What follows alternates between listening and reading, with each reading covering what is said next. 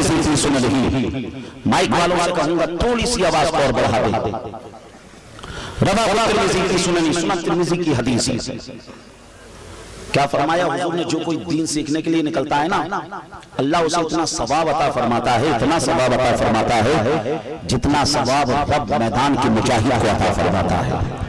जो सर से कफन बांध कर निकलता है, जो जान को हथेली पे लेकर निकलता है, जितना सवाब उसे मिलता है इतना सवाब किसे मिल रहा है जो दीन सीखने के लिए निकल रहा है। आप यहाँ पर आए हैं, आपका लम्हा लम्हा सवाब में गुजर रहा है। आप भी यहाँ आए, मैं भी यहाँ आया। जानते हैं मेरे और आपके आने में क्या फर्क है। मैं यहाँ पर आया हूँ तो जनाब वसीम नाम है, मौलाना वसीम मिसबाही साहब दावत पर आया हूँ। मैं इनके इदारे की दावत पर आया हूँ। आप अब्दुल हमीद साहब की दावत पर आया हूँ। पहले मंसूर दावत पर आया हूँ। मैं जब यहाँ पर आया हूँ ना तो शैतान मेरे सहन और फिक्र और फहम और गुमान और ख्याल के अंदर ये वसवसा डाल सकता है, सफर मेरी मंदसौर चलोगे, अच्छा खाने का इंतजाम होगा, अच्छा चाय का इंतजाम होगा, अच्छा नाश्ते का इंतजाम होगा, अच्छा रुकने का इंतजाम होगा, और तुम वहाँ हदीसें सुनाओगे, लोग तुम्हारे अंदाज की तारीफ करते हुए नजर आएंगे। और जब यहाँ से जाओ तो एक नजराने का लिफाफा भी मिलता हुआ नजर आएगा। तो शैतान मेरे सहन और फिक्र और फहम और गुमान और ख्याल के अंदर ये सारे के सारे वसवसे डाल सकता है। चाय का भी वसवसा डाल सकता है, नाश्ते का भी वसवसा डाल सकता है, रुपए पैसे का भी वसवसा डाल सकता है। ये सारे के सारे वसवसे डाल सकता है। मगर सामने कितना ना तो इन्हें चाय का लालच है, ना इन्हें खाने का लालच है, ना इन्हें अल्लाह रसूल की मोहब्बत में बैठे हैं। सुभान अल्लाह, सुभान अल्लाह। या रसूल अल्लाह, या रसूल अल्लाह। इसलिए हम अपनी मजलिसों में दुआ करते हैं, जो तेरा हो उसी की सदक़े से इस मजलिस को जो कबूलियत का दर्जा अता फरमा दे। तो इनके हवाले से हदीस सुन लिया आपने, और इंशाअल्लाह ताला आगे हदीसें सुनेंगे। आप आगे हदीसें सुनेंगे। उस हदीस में ये हुजूर ने फरमाया, लोग किसी जगह पर बैठ जाएं, दीन की बातें करने लगे, अल्लाह उन पर रहमतें नाज़िल करता है, फरिश्तों से कह देता है रहमतें नाज़िल करो, सकीना नाज़िल करो, अपने नूरानी परों से ढांप लो, और खुद अल्लाह उन लोगों का जिक्र करता है।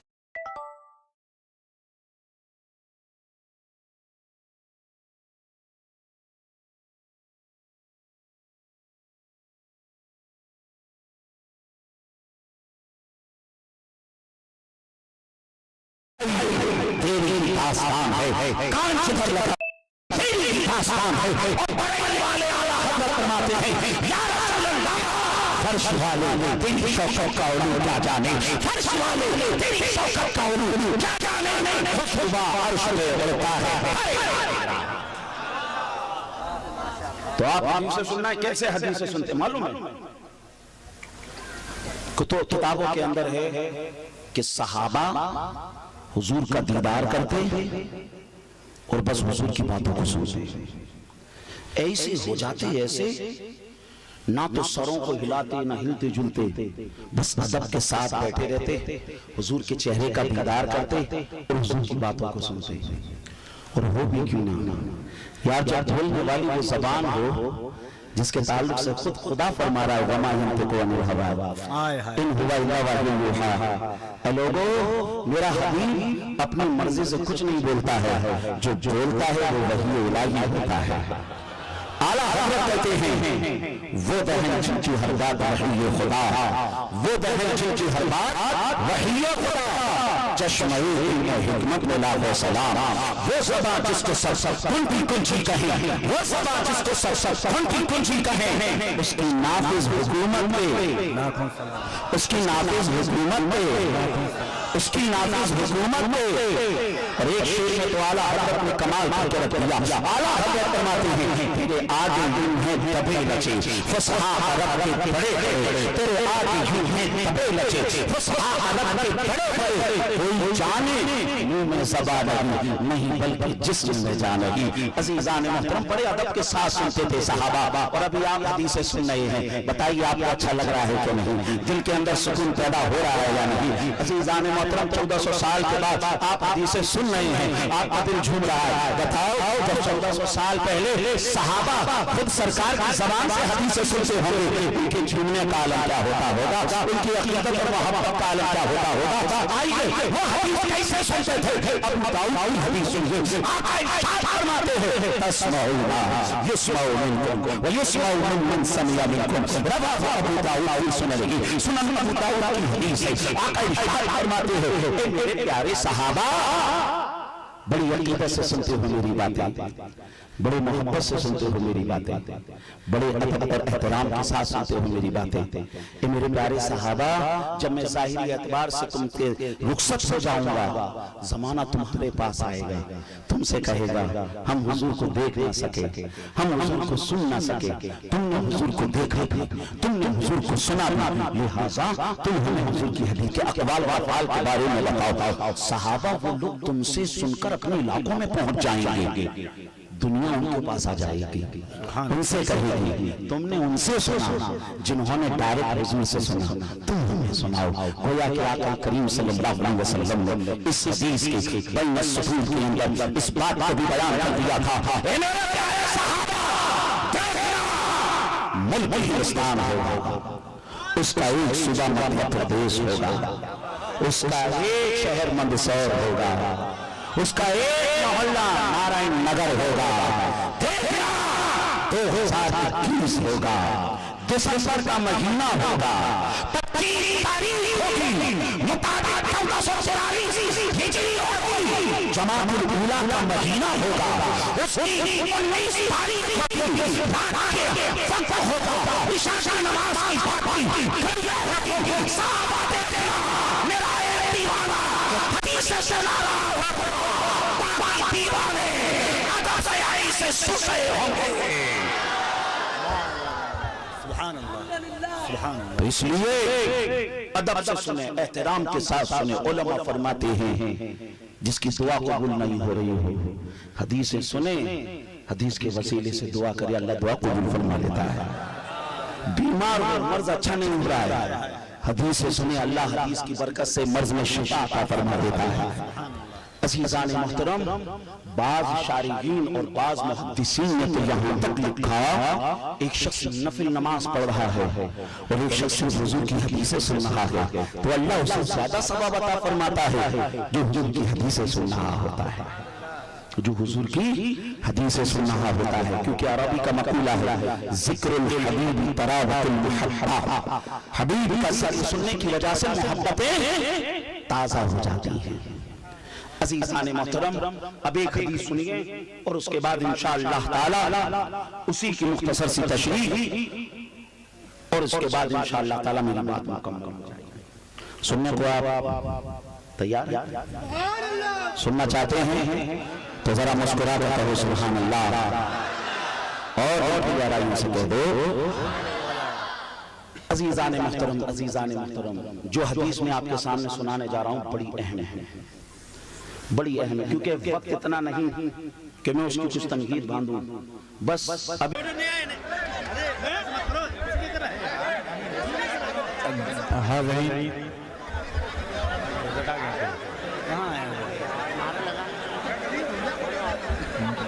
دیکھیے حاضرین,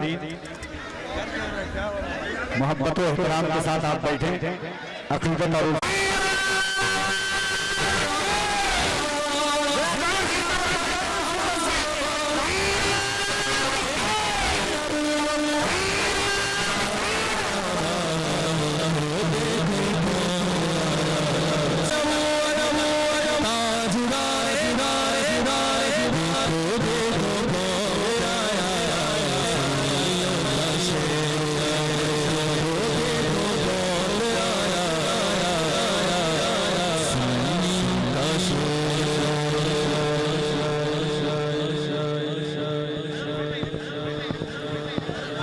یہاں سے اعلان کیا جا رہا ہے جو یہاں غیر عالی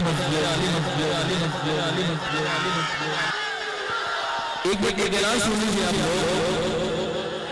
आलिम अफराद जो है स्टेज पर है, बाकी लोग नीचे आ जाए। ये ऐलान यहाँ से आपको दिया जा रहा है।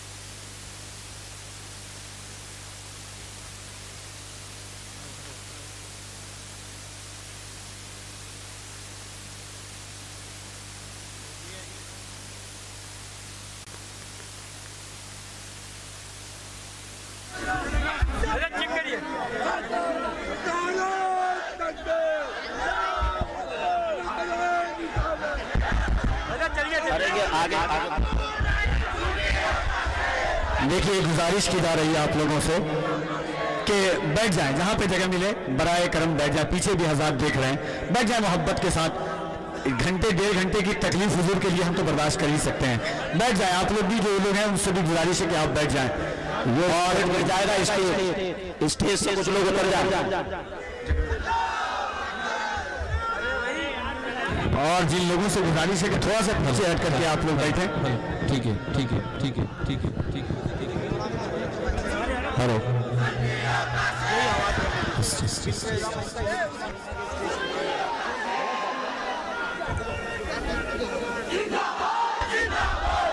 आइए मोहब्बत के साथ एक मर्तबा पूरा मजमा हर एक शख्स अपने हाथों को उठाए और मोहब्बत के साथ नारा तकबीर। आइए जरा मोहब्बत से दोनों हाथों को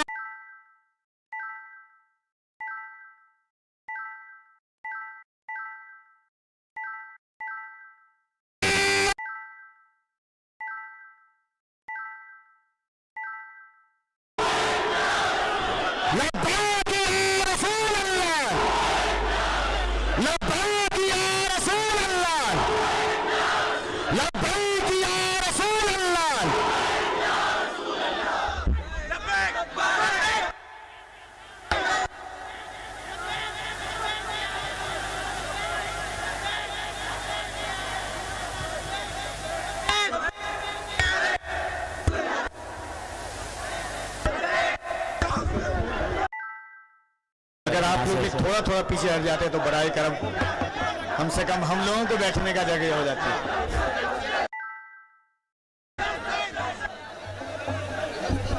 बैठ चुप है, खामोश है। अल्हम्दुलिल्लाह आप लोग थोड़ा सा पीछे हो जाइए, थोड़ा सा पीछे हो जाइए। हल्के तो यहाँ पे अलग हटेंगे ना, जब भी तो हटेंगे। थोड़ा सा पीछे हो जाइए।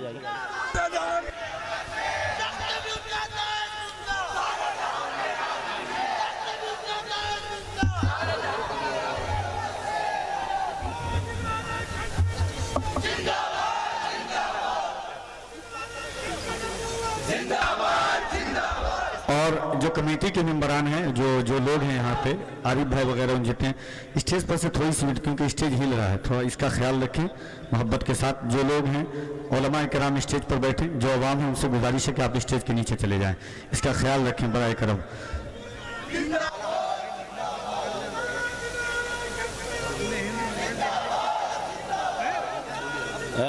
तो ये थोड़ा सा हटेंगे तभी तो बोलेंगे हम। थोड़ा पीछे हो जाइए, वो कतर जाइए ना, इधर पीछे तो जगह है। अरे आप लोग नहीं पीछे होंगे तो हमसे हल्का हल्का पीछे हो जाइए, थोड़ा थोड़ा सा। आप लोग ही कम से कम थोड़ा पीछे हो जाएं।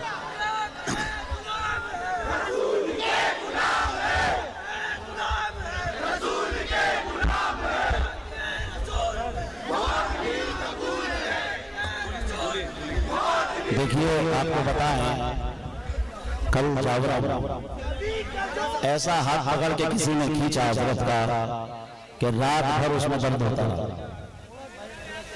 तो ये तो अच्छी बात नहीं है ना।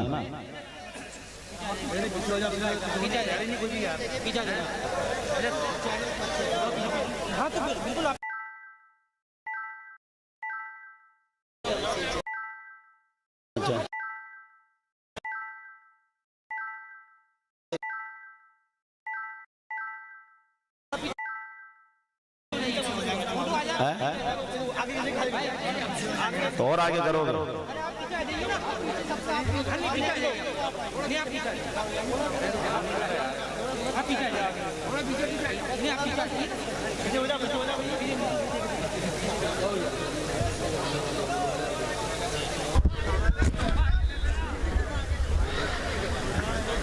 بڑی معذرت کے ساتھ میں منبر رسول پر جو لوگ بیٹھے ہوئے ہیں تھوڑے تھوڑے پیچھے ہٹ جائیں. عوام کو تھوڑا دکھائی دیا جائے گا اس لیے تھوڑا تھوڑا پیچھے ہو جائیں.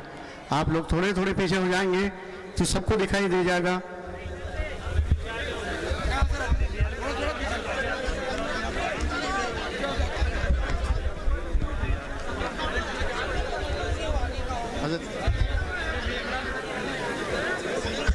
ہاں جی سر مالا مولانا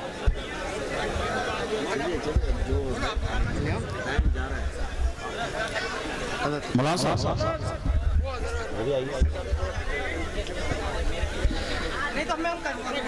مفتی صاحب قبلہ کا استقبال کرنے کے لیے میں دعوت دوں گا مولانا یوسف نظائی صاحب سے.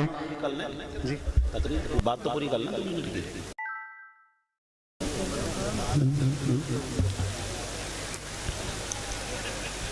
5 منٹ کے بعد انشاءاللہ تعالی آگے کا جو پروگرام ہے وہ آپ سماعت کریں گے اور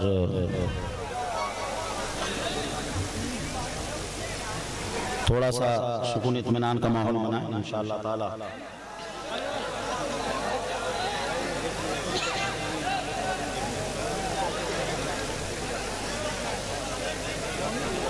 کیونکہ زیادہ مجمع آ جاتا ہے نا تو یہ بھی کبھی کبھی جو ہے نا پریشانی کا باعث ہو جاتا ہے.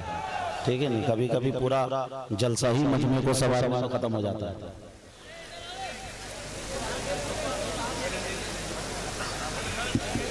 خاموش ہو جائیے بس تھوڑی سی جی لگا کر کہیں سبحان اللہ. ارے حضرت کو دیکھنے کے بعد اب تو آپ کو گرم ہو جانا چاہیے. مل کر کہیں سبحان اللہ, الحمدللہ, اللہ اکبر. دیکھیے میں نے جو ابھی تک آپ کو جو بتایا اس میں پہلی چیز میں نے آپ کو یہ بتائی کہ آپ درود شریف پڑھیں. دوسری چیز میں نے آپ کو یہ بتائی کہ آپ جو ہے سبحان اللہ الحمدللہ کا ورد رکھیں. تیسری چیز حدیث کا مقام اور مرتبہ یہ بتایا. ایک حدیث میں نے آپ کے سامنے پڑھی, بخاری شریف اور مسلم شریف کی متفق علیہ حدیث تھی. بس اس کا ترجمہ اور اس کے بعد انشاءاللہ تعالی آگے کا جو پروگرام ہے استقبال کا یا جو بھی ہو انشاءاللہ آپ سماعت کریں گے. ایک مرتبہ اور تھوڑی اپنی سماعتوں کو گنبد خضرا قریب کرتے ہوئے جی لگا کر کہہ دیں یا رسول اللہ. جو حدیث میں نے آپ کے سامنے پیش کی یہ حدیث بخاری شریف میں ہے. امام بخاری 256 میں آپ کا وصال ہوا. تقریباً سرکار صلی اللہ علیہ وسلم کے زمانے میں اور امام بخاری کے زمانے میں موٹے طور سے 200 سال کا فرق ہے.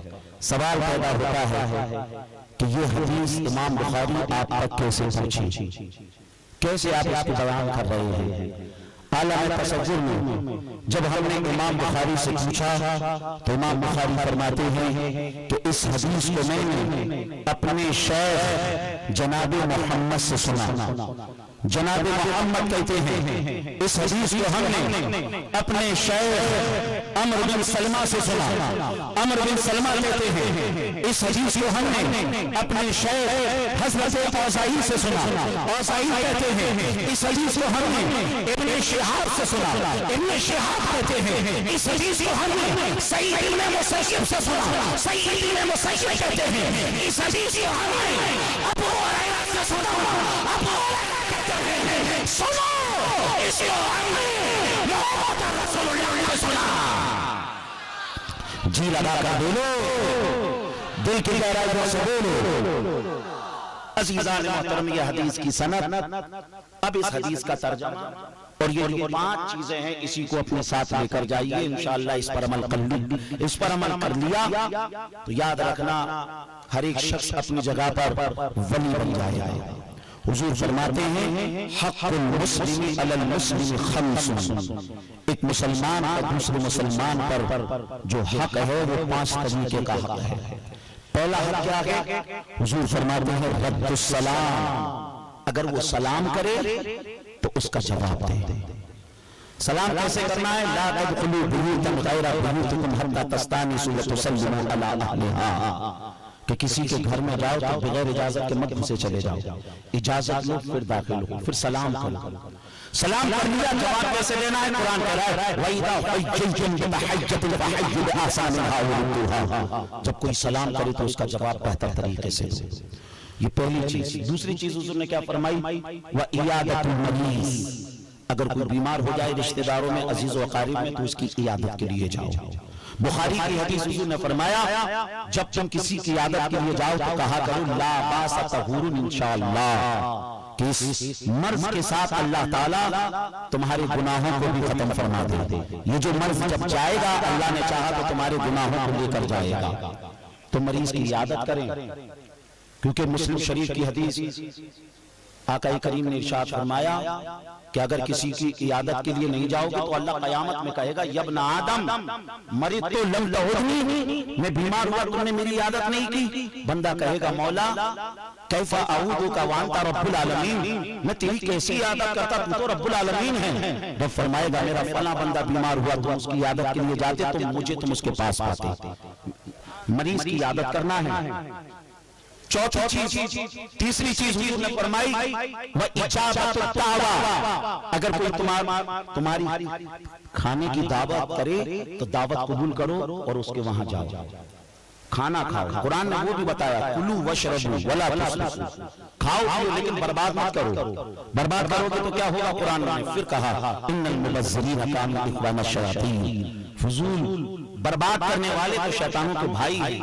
اگر کھانا یا کوئی بھی چیز برباد کرتی ہے کوئی دکھ جائے تو سمجھ لینا ہے تو انسان، مگر اس میں حرکتیں شیطانوں والی ہیں. اور اس کے ساتھ چوتھی چیز آقا کریم صلی اللہ علیہ وسلم نے فرمائی وَإِيَادَةٌ وَإِتِّبَاعُ الْجَنَائِزِ، اگر کسی کا انتقال ہو جائے تو اس کے جنازے میں جاؤ. پانچویں چیز حضور نے بتائی وَتَشْمِيتُ الْعَاطِسِ، اگر کسی کو چھینک آ جائے تو اس کا جواب. فتاوی عالمگیری میں ہے اگر کسی نے الحمدللہ کہہ لیا تو اس کا جواب دینا واجب ہے. مصنف ابن شیبہ میں حضرت علی کا قول اگر کسی نے چھینک آنے کے بعد اتنا اور کہہ لیا الحمدللہ علی کل حال تو اللہ تعالیٰ اس کو دانتوں اور کانوں کے درد سے محفوظ فرما دے گا. تین باتوں کا آپ خیال رکھیں، اگر ان 5 باتوں پر بھی آپ نے عمل کر لیا تو انشاءاللہ تعالیٰ آج کا ہمارا آنا بیٹھنا سننا سنانا سب انشاءاللہ تعالیٰ سب کی محنت وصول ہو جائے گی. سننا ہمیں حضرت کو ہے. اللہ تعالیٰ مفتی سلمان صاحب کے علم میں عمر میں بے پناہ برکتیں عطا فرمائے اور حضور تاج الشریعہ علیہ رحمہ کے چہیتے شاگرد بھی ہیں اور چہیتے خلیفہ بھی ہیں. دوستو جب تک تاج الشریعہ تھے کوئی بھی آنچ آتی تاج الشریعہ سامنے آ جاتے، لیکن جب تاج الشریعہ چلے گئے تو تاج الشریعہ نے زبان حال سے یہ پیغام دے دیا میں تو جا رہا ہوں لیکن میں اپنا نائب اپنے خلفاء کو بنا کر جا رہا ہوں.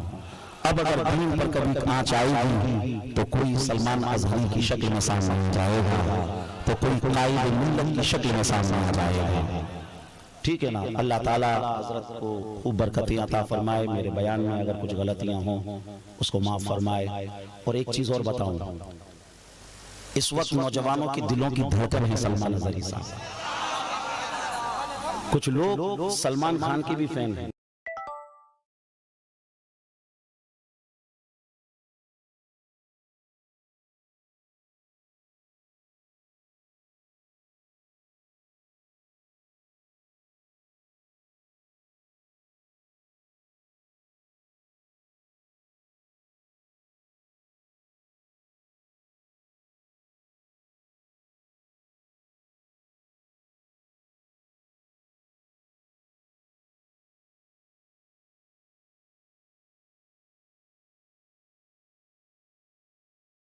ایسے چاہنے والے سلمان اظہری صاحب کے عزیزان محترم یہ کیا ہے؟ ان الذین آمنوا وعملوا الصالحات سیجعل لهم الرحمن ودا.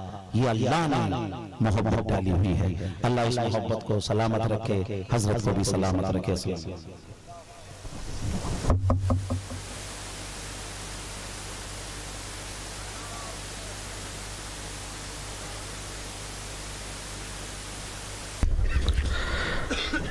حضرت کی گلپوشی کے لیے میں حضرت مولانا محمد یوسف مصباحی صاحب کو دعوت دوں گا کہ وہ آئے اور استقبال کریں. حافظ محمد حسین صاحب بادہ کھیڑی والے سے کہ وہ آئیں، جلدی آ جائیں.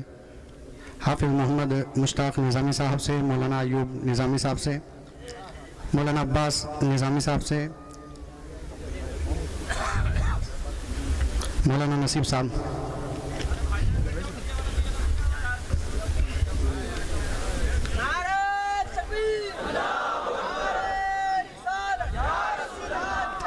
حاجی عبدالعزیز شیخ مدارپورہ،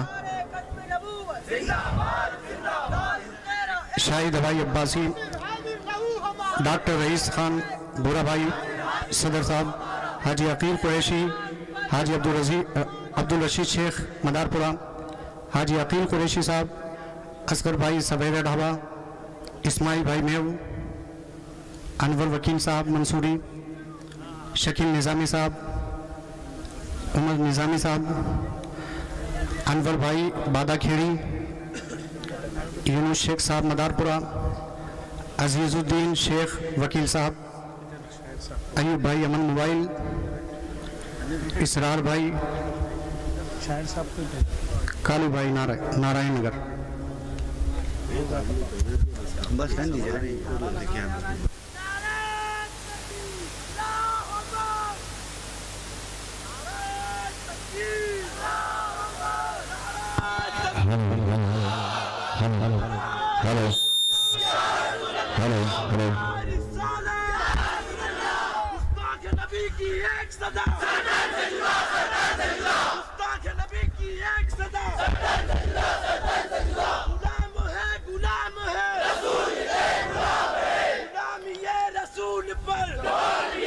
عشق و مستی کو عام کر دوں گا،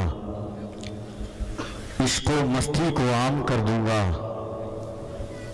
زندگی ان کے نام کر دوں گا. جو ہے گستاخ میرے آقا کا اس کا جینا حرام کر دوں گا.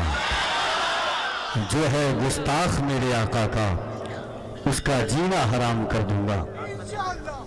ہاتھ میں لے کر کے آپ یہ گل پوشی جو ہے وہ وقت بڑی تیزی کے ساتھ اپنے شاہراہوں پر گامزن ہیں اور منبر ناز پر علماء کرام کی جلوہ گری ہے. آپ دیکھ رہے ہیں مشائخین کی آنکھوں کے تارے اور مدھیہ پردیش اور اہل سنت والجماعت کی ایک عظیم اور عبقری شخصیت جن کے دینی خدمات حرف جلی میں آج بھی لکھے ہوئے ہیں. مفکر اسلام حضرت علامہ مفتی احمد یار خان صاحب قبلہ، ان کی جلوہ گری ہے. حضرت علامہ ظفر نوری صاحب قبلہ کا آپ نے خطاب سنا. یاد رکھیں کہ بڑی دعاؤں کے بعد اور منتوں کے بعد، عقیدت و احترام کے قندیلوں کے بعد، اور یہ تو آپ کا ایم پی کا شہر ہے، صحیح تو تھا مائک آپ کا بالکل، مگر آپ یاد رکھیں کہ بڑی دعاؤں اور بڑی محنت کے بعد کہیں حضرت والا کا قدم کسی شہر میں جب پڑتا ہے تو بنجر زمینیں بھی مبارکباد کے نعرے لگاتی ہے اور لوگ آپ کو بھول جائیں گے. اور آج سے منصور کی تاریخ سونے کے قلم سے چاندی پر لکھی جائے گی کہ آج کسی عاشق رسول کا قدم اس زمین پر پڑا تھا. اس چمن کو ہر گھڑی آباد رکھا جائے گا، اب دل ناشاد کو بھی شاد رکھا جائے گا. آنے والی نسل بھی نہ بھول پائے گی اسے، آپ کا جلسہ ہمیشہ یاد رکھا جائے گا. منبر شریف پر حضرت علامہ مولانا مفتی عبدالواجد صاحب، برادر مکرم محب گرامی جناب تنویر صاحب، یہ لوگ بہترین طور پر جانتے ہیں، اور حضرت علامہ مفتی سلمان اظہری صاحب قبلہ بہت منع کرتے ہیں کہ عزیزم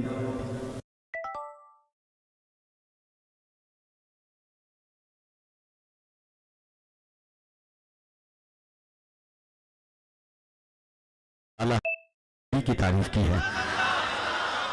حضور محدث اعظم کا وہ شعر مجھے یاد آتا ہے کہ مدینے کو سب کچھ دیے جا رہا ہوں، بہار مدینہ لیے جا رہا ہوں، میرا نام ہوگا تیرا کام ہوگا، یا رسول اللہ یہی کام ہر دم کیے جا رہا ہوں.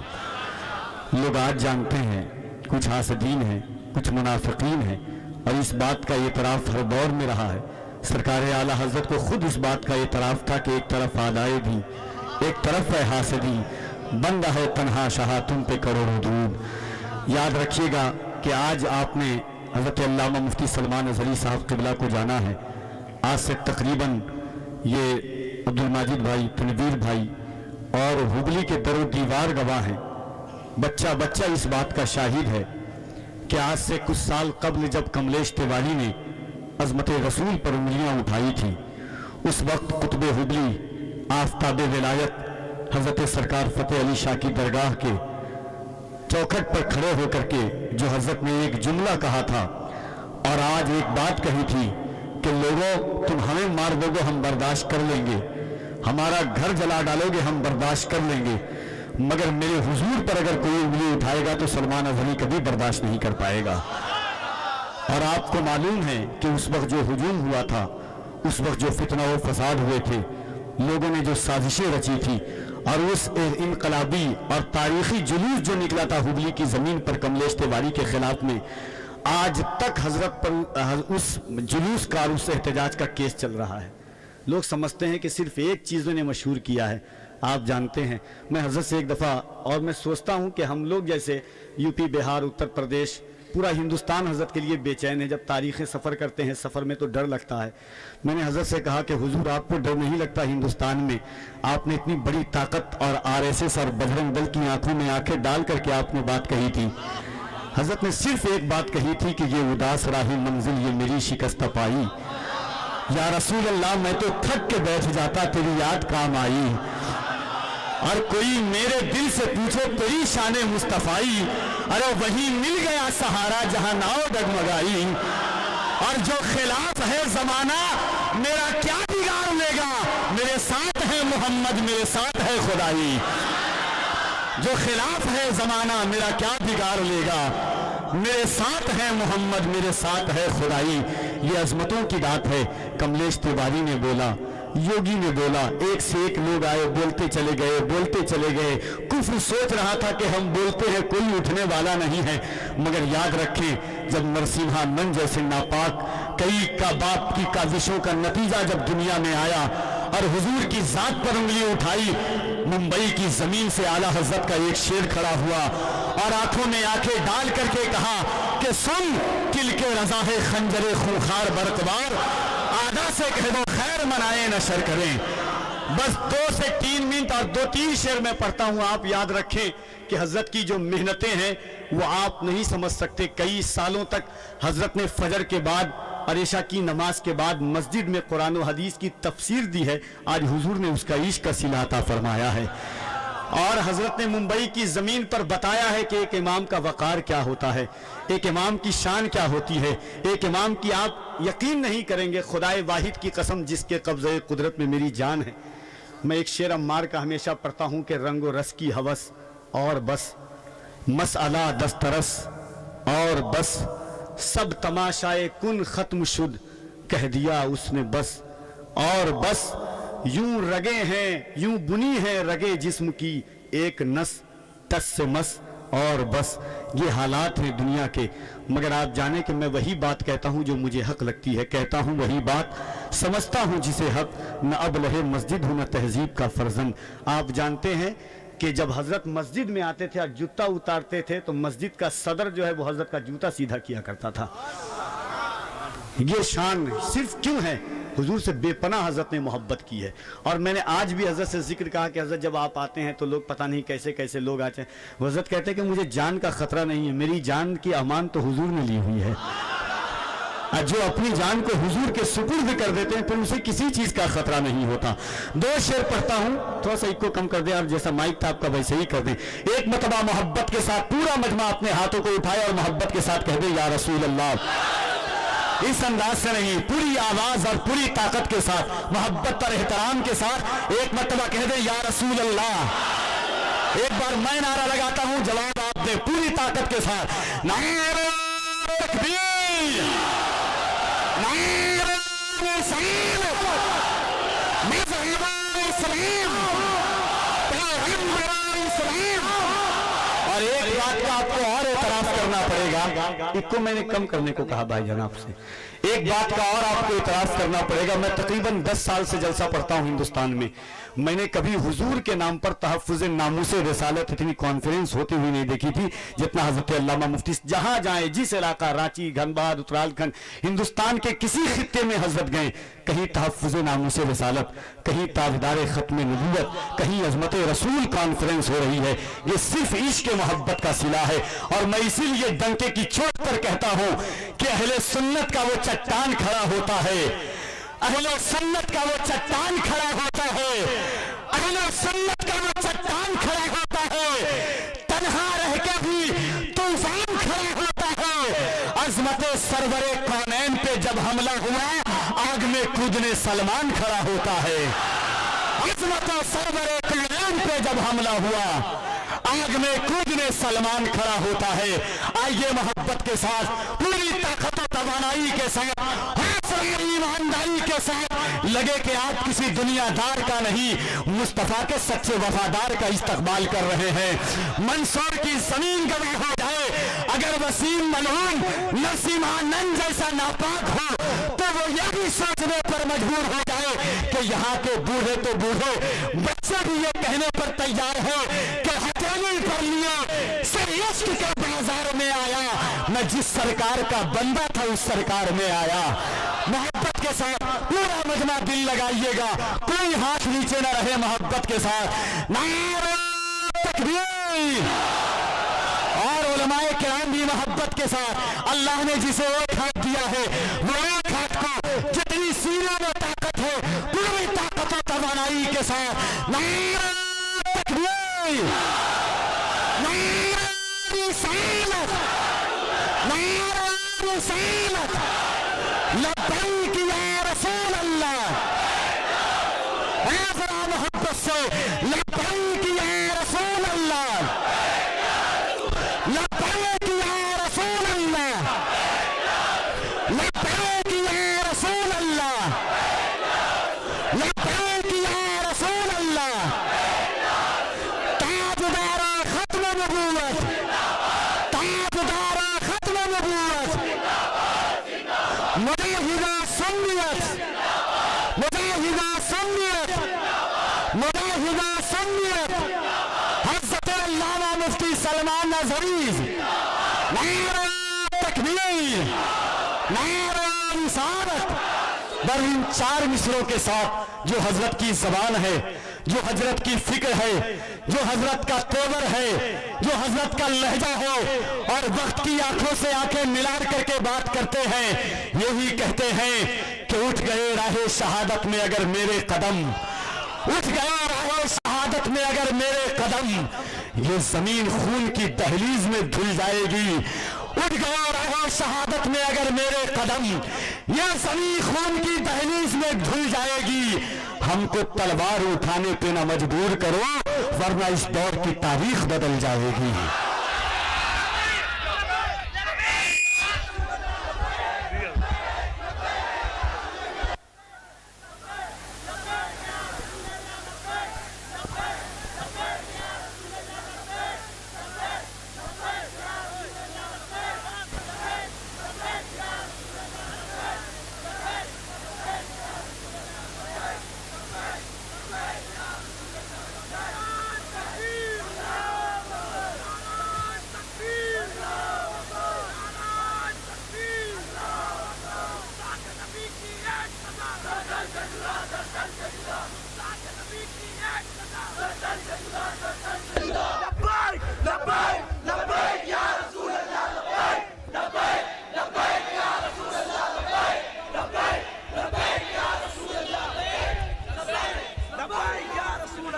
معزز المقتدر نائبین رسول اساتین ملت مشایخ کرام علماء ذوی احترام حاضرین اہل سنت و جماعت السلام علیکم ورحمۃ اللہ. الحمد للہ الرحمن المنان الذي خلق الانسان وعلمه البيان والصلاة والسلام على رسوله سيد الإنس والجان وعلى آله وأصحابه ذوي الخير والإحسان أما بعد فأعوذ بالله من الشيطان الرجيم بسم الله الرحمن الرحيم لقد كان لكم في رسول الله أسوة حسنة وقال الله تعالى في مقام آخر أرأيت من اتخذ إلهه هواه أفأنت تكون عليه وكيلا صدق الله مولانا العظيم وبلغنا رسوله النبي الأمين المتين المختار الكريم ونحن على ذلك من الشاهدين والشاكرين والحمد لله رب العالمين بارگاہ رسالت معاذ صلی اللہ تعالی علیہ وسلم نے درود پاک کا ہدیہ پیش کیا اللهم صل على سيدنا اللهم صل على سيدنا ومولانا محمد معدن الجود والكرم وآله وأصحابه الكرام وابنه الكريم وبارك وسلم صلاة دائمة سرمدا أبدا میرے عزیز ترین رفقا خصوصیت کے ساتھ حضرت علامہ مفتی ظفر نوری اظہری صاحب رونق کے اسٹیج ہے اور دوسری بڑی عظیم شخصیت علم کے لیے ایک نعمت سبحان اللہ حضرت مولانا احمد یار خان اظہری صاحب مفتی مالوہ مفتی حبیب یار خان صاحب کا عکس جمیل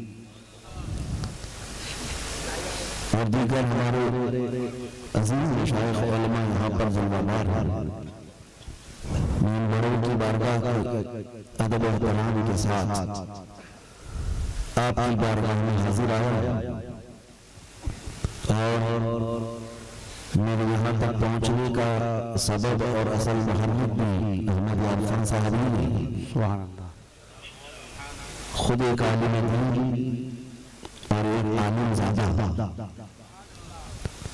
صاحب زادہ شہزادہ اور سجادہ سب واہ واہ سبحان اللہ باوجود اس کے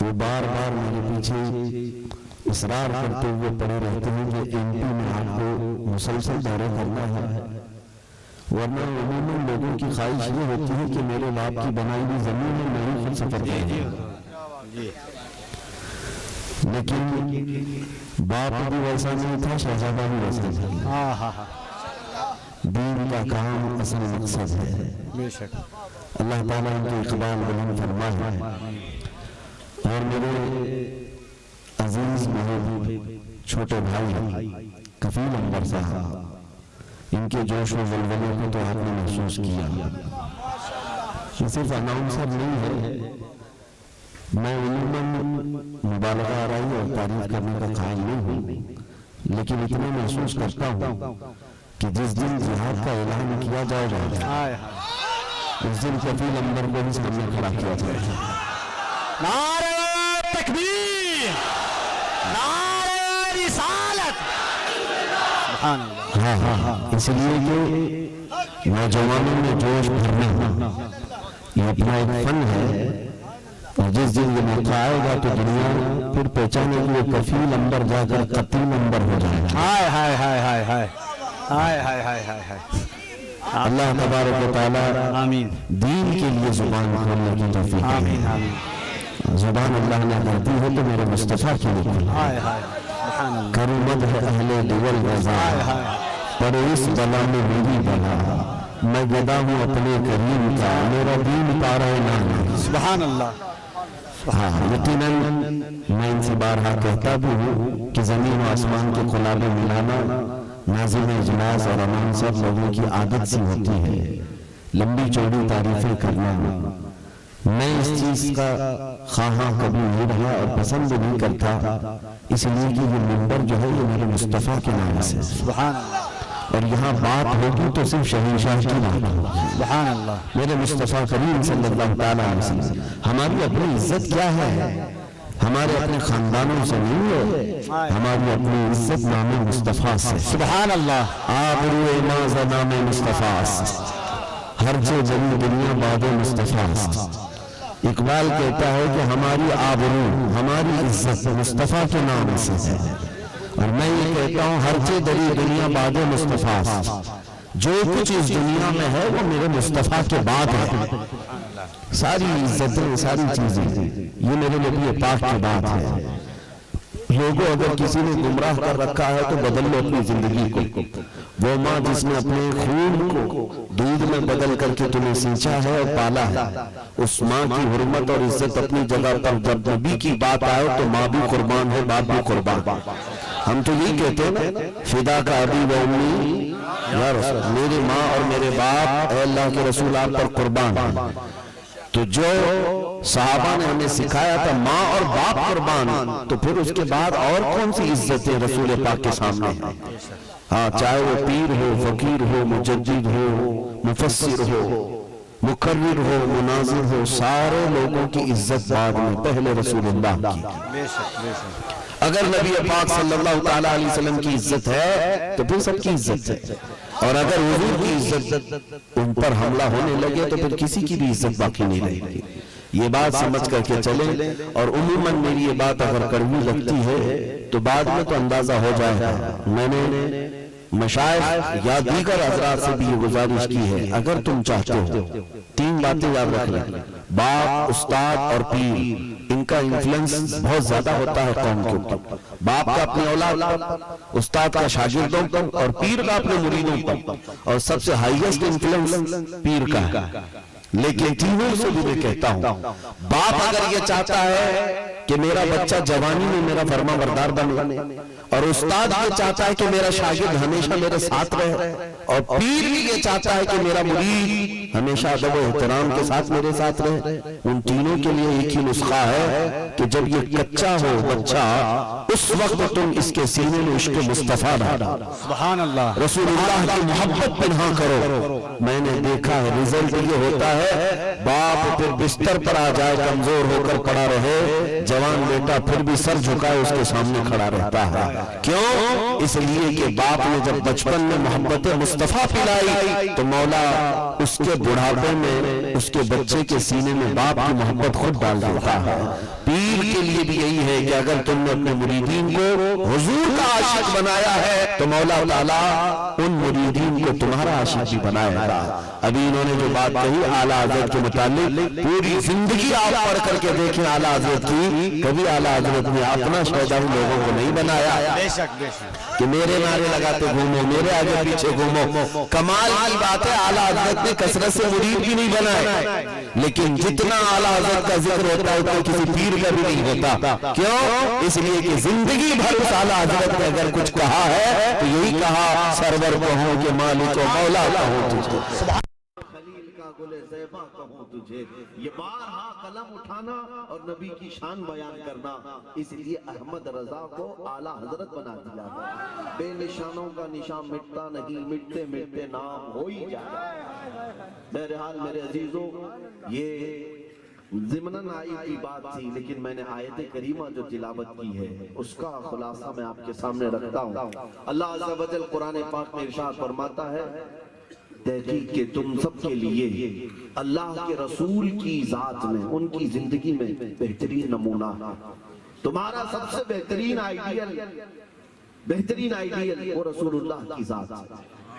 مسلمانوں کو یہ احساس ہو جانا چاہیے کہ ہمارے لیے اللہ تعالیٰ نے اتنا بڑا آئیڈیل پیش کیا ہے۔ میں تمہیں بتاؤں، اس آئیڈیل کو دنیا دیکھتے دیکھتے بہت ترقی کر چکی۔ اس رسول پاک صلی اللہ تعالیٰ علیہ وسلم کی سنتوں پر کتنی بڑی بڑی ریسرچ ہو رہی ہے، آپ کو پتا ہے؟ ان کی ایک ایک ادا پر ریسرچ کی جا رہی ہے، اور پھر حکمتیں نکالی جا رہی ہیں کہ مصطفیٰ کریم صلی اللہ علیہ وسلم اگر ایسا کرتے تھے تو اس میں حکمت کیا تھی۔ یہ ہماری المیہ، ہمارا المیہ ہے۔ افسوس ہے کہ جس امت کو میرے آقا صلی اللہ تعالیٰ علیہ وسلم نے رات و دن یاد کیا، وہ امت ان کے پیچھے چلنا نہیں چاہ رہی ہے۔ دوسری قوموں کی بات، اقبال کہتا ہے کہ میں نے یورپ کی سرزمین پر کئی دن کاٹے، ایک لیبوریٹری میں ایک بڑا سائنٹسٹ تھا جو لیب میں ٹیسٹنگ کیا کرتا تھا، اور ہم اس کے پاس آیا جایا کرتے تھے۔ ایک کوئی چیز وہ چھپا کر رکھتا تھا لیب میں، اور کبھی کسی کو اندر آنے نہیں دیتا تھا۔ وہ کہتا ہے ایک بات کہ کسی دن ایسا ہوا کہ وہ باہر چلا گیا، اور اس کا لیب بند تھا. ہم نے کسی طرح سے کھولا کہ آخر کون سی تحقیق کرتا ہے, غیر مسلم ہے, انگریز ہے, کون سی تحقیق کرتا ہے اور کیوں چھپاتا ہے. دروازہ کھول کر یہ اندر پہنچے تو دیکھا اس کی میز پر قرآن پاک رکھا ہوا اور اس کے مختلف تراجم, رسول پاک صلی اللہ تعالیٰ علیہ وسلم کے فرامین, یہی کل تھا. یہ دیکھ کر کے وہ حیرت میں رہ گئے. وہ جب واپس آیا تو اسے اندازہ ہو گیا کہ میری لیب میں کوئی اندر داخل ہوا تھا اور دیکھ لیا. تو اس نے بلایا, پوچھا کہ تم لوگوں نے کیسے دیکھا. کہا یہ بعد میں بتائیں گے, پہلے یہ تو بتا تیرا کیا تعلق ہے قرآن سے, اس لیب میں قرآن اور حدیث کا کیا عمل دخل ہے. تو سائنٹسٹ نے کہا یہی چیز میں چھپانا چاہتا تھا. بات در حقیقت یہ ہے کہ میں نئے نئے ایکسپیریمنٹ کرتا ہوں, تجربے کرتا ہوں اور پھر اس کو رسول اللہ کی اداؤں سے ملا کے دیکھتا ہوں, قرآن سے ملا کے دیکھتا ہوں کیا اس طرح کا حکم قرآن میں آیا ہے, اور اگر وہ مجھے مل جاتا ہے تو میں آنکھ بند کر کے اس پر کام شروع کرتا ہوں. اس لیے کہ مجھے یقین ہوتا ہے کہ اگر یہ قرآن میں یا رسول کی زندگی میں آیا ہوگا تو جھوٹ نہیں ہو سکتا. میں یہ بات اس لیے عرض کر رہا ہوں میرے عزیزو, دنیا ریسرچ کر رہی ہے اور میرے نبی پاک کی ذات کو وہ نمونہ عمل بنا چکی ہے. وہ آئے تھے ہمارے لیے اور انہوں نے تمہارے لیے رو رو کر دعائیں کی ہیں. اسی لیے قرآن نے کہا بے شک تمہارے لیے رسول کی زندگی سب سے بہترین نمونہ ہے, سب سے بہترین آئیڈیل ہے. اور میرے آقا صلی اللہ تعالیٰ علیہ وسلم کا فرمان بھی, آپ مومن ہیں نا, مومن کہتے ہیں لیکن مومن ہوتا کون. حدیث رسول سنو, میرے آقا صلی اللہ علیہ وسلم ارشاد فرماتے لا یؤمن احدکم حتی یکون ہواہ تبعا لما جئت بہ. اس وقت تک تم میں سے کوئی مومن نہیں ہو سکتا جب تک وہ اپنی خواہشات کو میرے حوالے نہ کر دے, جب تک اپنی تمنائیں میرے پیچھے نہ لگا دے.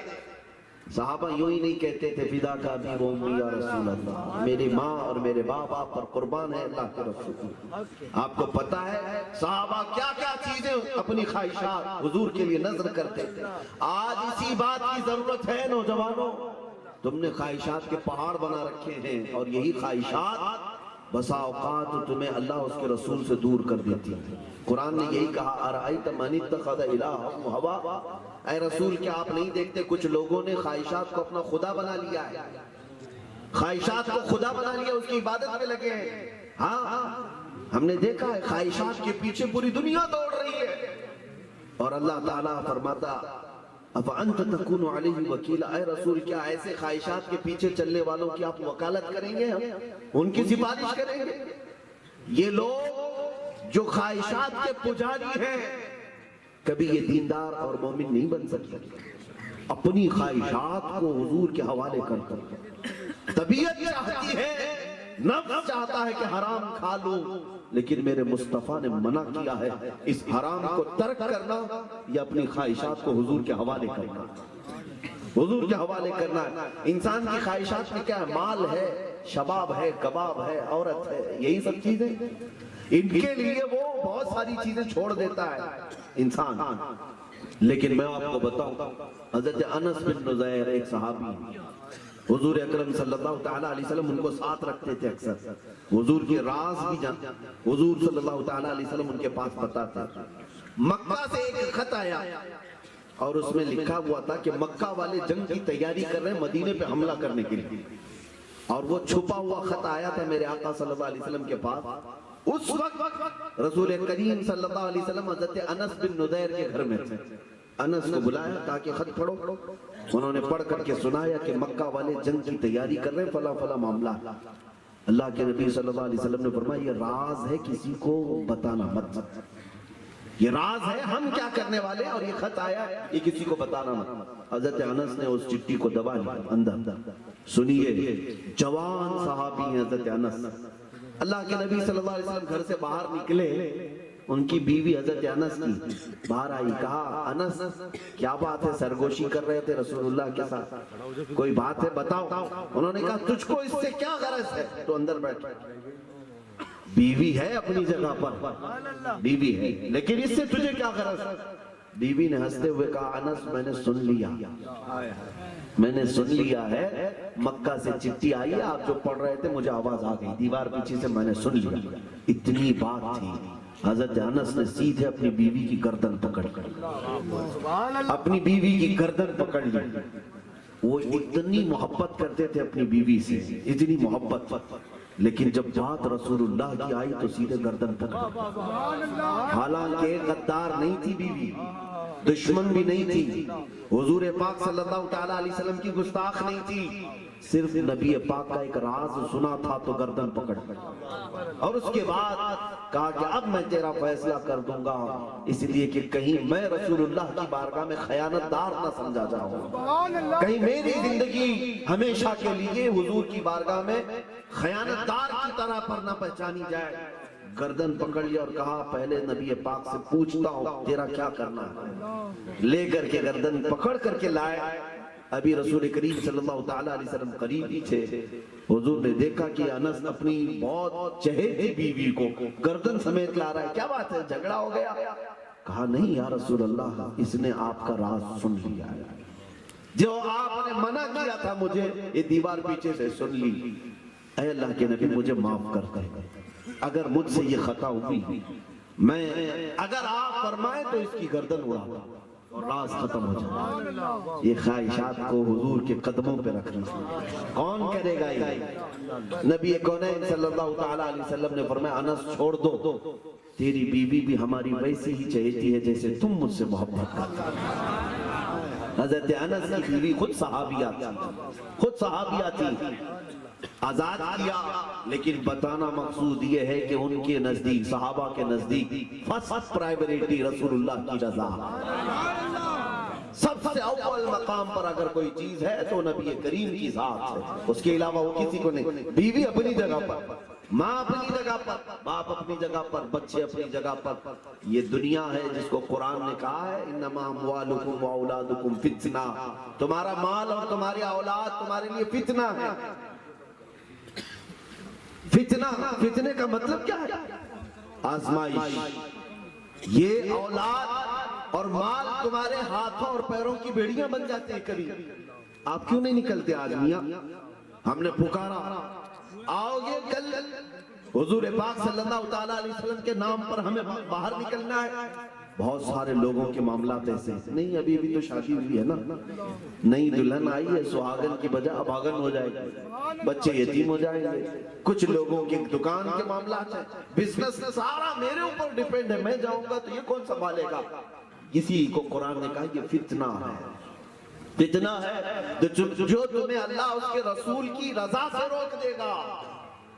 میرے عزیزو تمہیں تو دکانیں روک دیتی ہیں، بیویاں روک دیتی ہیں، بچے روک دیتے ہیں، لیکن صحابہ کو میں بتاؤں، حضرت معاذ و معوذ رضی اللہ عنہما یہ بدر کے وہ چھوٹے صحابہ ہیں جن کی عمر 13 سے 15 سال کے قریب تھی۔ یہ وہ صحابہ ہیں جنہوں نے ابو جہل کا قتل کیا، گستاخ رسول کا قتل کیا تھا۔ حضرت معاذ اور معوذ عمر کیا ہے؟ 15 سال سے زیادہ کی نہیں ہے۔ میدان میں آئے تھے تلواریں لے کر، حضرت عبد الرحمن بن عوف سے پوچھ رہے تھے کہ ابو جہل کس کا نام ہے؟ انہوں نے پوچھا کہ تم کیا کرو گے؟ کہا سنا ہے رسول اللہ کو گالیاں دیتا ہے، ہم اس کا جینا حرام کریں، ہم اس کو اس زمین پر باقی نہیں رہنے دیں گے۔ یہ جذبات تھے اپنے نبی پاک کے لیے، اور حضرت عبد الرحمن بن عوف نے اشارہ کر کے دکھایا تو یہ دونوں بچے جھپٹ کر گئے، ایک نے گھوڑے کی ٹانگوں پر تلوار ماری، ابو جہل نیچے گرا، دوسرا اس پر سینے پہ بیٹھ کر گردن الگ کر۔ تاریخ کی ساری کتابوں میں ابو جہل کا کثرت سے تم نے ذکر سنا ہوگا، دشمن رسول، لیکن یہ بھی پوچھ لینا تاریخ سے کہ ان کو مارا کون تھا، اس کو مارا کون تھا، فنا فی النار اور واصل جہنم کس نے کیا تھا؟ تاریخ تمہیں بتائے گی کہ ایک کسان کے گھر میں پلنے والے یہ دو ننھے صحابہ، جو بات میں کہنے جا رہا ہوں سنیے، کیا کفار و مشرکین چھوڑ دیں گے؟ چھوڑ دیں گے؟ ان کے سردار کو مارا تھا، ان کے آقا کو مارا تھا، ان کے گرو گھنٹال کو مارا تھا، ان دونوں بچوں کے پیچھے پوری قوم پڑ گئی، اور ایک شہزادے اس میں حضرت معاذ ایسے ہیں جن کے کندھے پر تلوار ماری ایک کافر نے، یہ مونڈھا الگ ہو گیا، کندھا الگ ہو گیا اور بغل کی چمڑی سے ابھی لٹک رہا، لیکن یہ کمال ہے اس ہاتھ سے تلوار پھر بائیں ہاتھ میں لی، پھر میدان میں ہاتھ لٹک رہا ہے، میاں انگلی بھی اگر ہماری تھوڑی سی کریک ہو جائے، چھل جائے، ہم ہاں ہو کر کے پٹیاں کرنے لگ جائیں، وہ کندھے سے ہاتھ الگ ہو گیا ہے، صرف بغل کی چمڑی سے لٹک رہا ہے، اور بائیں ہاتھ میں تلوار لے کر یہ نوجوان پھر میدان میں ہے۔ لیکن جو کہنے جا رہا ہوں سنو توجہ سے، ہمت ہے تو سنو۔ بائیں ہاتھ سے وہ مقابلہ کرتا رہا مشرکین اور دشمنان رسول کا، یہ ہاتھ لٹک لٹک کر سامنے آ جاتا تھا، خون اپنی جگہ پر بہ رہا ہے لیکن ہاتھ لٹک رہا ہے۔ اس نوجوان بچے نے اس ہاتھ کو بار بار لٹکتے ہوئے دیکھ کر کیا کیا جانتے ہیں؟ اپنا یہ ہاتھ پیروں کے نیچے دبا کر کھینچ کے نکالتا اور پھر کیا کہا، اس ہاتھ کی مجھے ضرورت نہیں جو اللہ کی رضا میں خلل پیدا کرے، جو میرے مصطفیٰ کریم سے وفا کرنے میں مجھے خلل پیدا کر رہا ہو، ضرورت نہیں۔ ہاتھ نکال کر پھینکا۔ یہ ہے خواہشات کو میرے آقا کے قدموں میں قربان کرنا، اسی کو میرے آقا نے فرمایا یہ ایمان ہے، یہ ایمان والا ہی کر سکتا ہے۔ مجمع میں بیٹھ کر نعرہ لگانا یہ ہر کوئی کر لیتا ہے، یہ آسان کام ہے میرے عزیز۔ تم ہاتھ اٹھا لو، پیر اٹھا لو، پورے کے پورے اٹھاؤ، یہ ساری چیزیں آسان ہیں۔ جس دن بات آئے میرے نبی کونین صلی اللہ علیہ وسلم کے لیے مصیبتیں برداشت کرنے کی، پھر آئیں کہیں کریں گے؟ کہ ابھی تو شادی ہوئی تھی، بیوی بچے ہیں، کون دیکھے گا میں اگر چلا گیا تو؟ عورتیں روکنے لگ جائیں گی کہ مولانا کی بھڑکاؤ باتوں میں مت آ جانا، ان کو بھڑکاؤ لگتی ہیں۔ اگر میری باتیں بھڑکاؤ ہیں تو تم اپنے جوانوں کو سنبھال کر کے رکھ لو اپنے گھروں میں، ان کو چوڑیاں بھی پہنا لو، ساڑیاں بھی پہنا لو۔ ایک دن ایسا آئے گا جب تمہاری خود کی عزت پر حملہ آور ہوگا اور یہ بزدل جوان تمہاری عزت بھی نہیں بچا سکے گا، نہیں بچا سکے گا۔ جو اپنے نبی پاک صلی اللہ علیہ وسلم کی عزت کے لیے ماں اپنے بچے کو نہیں بھیج سکتی، وہ پھر اپنی عزت کے لیے اس سے امید رکھنا چھوڑ دے، اس سے توقع رکھنا چھوڑ دے۔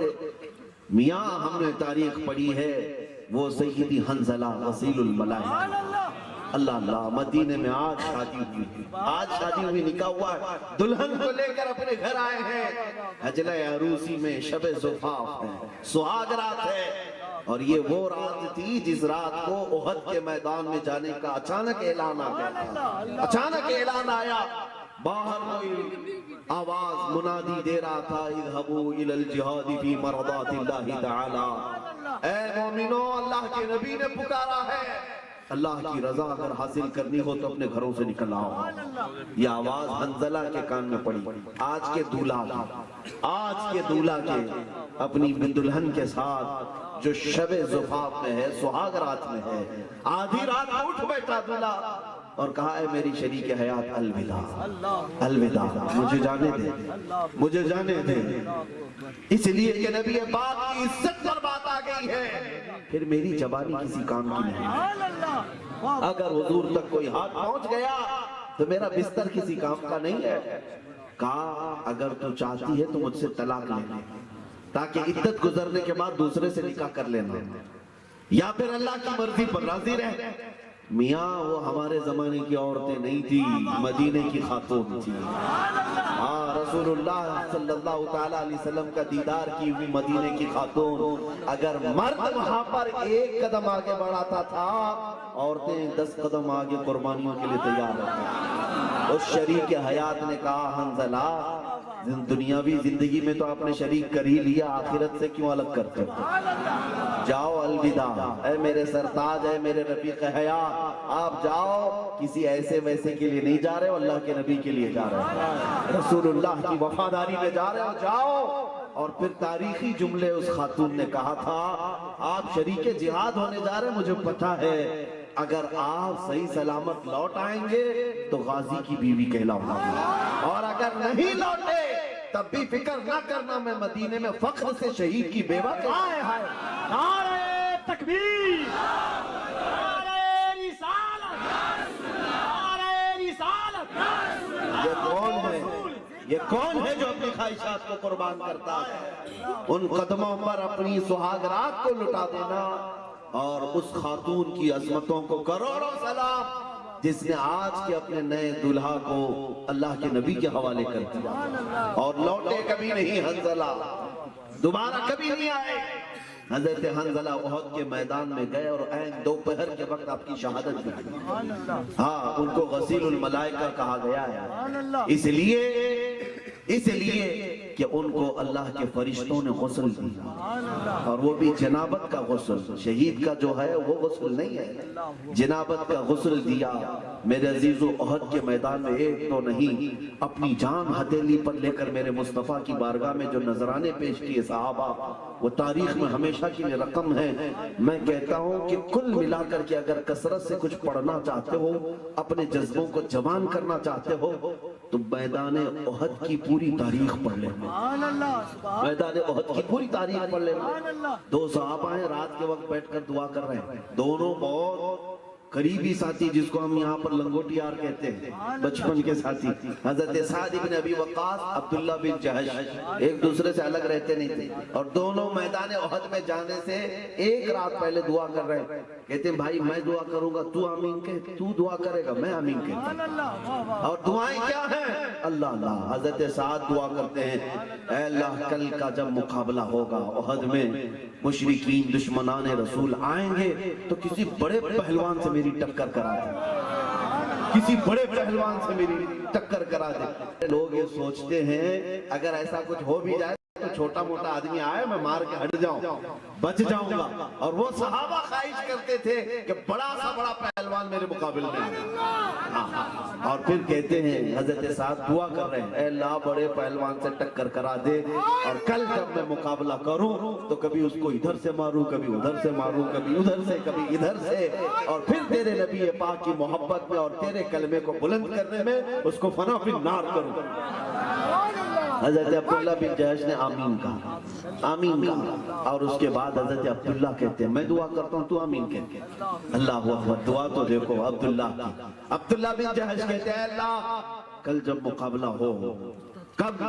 جب مشرکین اور دشمن دندناتے ہوئے میدان میں آئیں جو اے رب کائنات، عبداللہ کو کفار و مشرکین کی صفوں میں گھسنے کی اجازت دیتے، میں اندر چلا جاؤں، اور تیری محبت میں اور تیرے رسول کی وفاداری میں کوئی مجھے دائیں سے مارے، کوئی بائیں سے مارے، کوئی سامنے سے مارے، کوئی پیچھے سے مارے، یہاں تک کہ میرا چہرہ اور میرا جسم پھوڑ دے اور مجھے ہر جگہ سے تیر مارے، اور اس کے بعد میں قتل ہو جاؤں، اور پھر تو مجھے اٹھا کر کے پوچھے اے عبداللہ یہ سب تیرے ساتھ کیا ہوا، تب میں مسکرا کر کہوں مولا یہ سب تیرے نبی کی وفاداری میں ہوا۔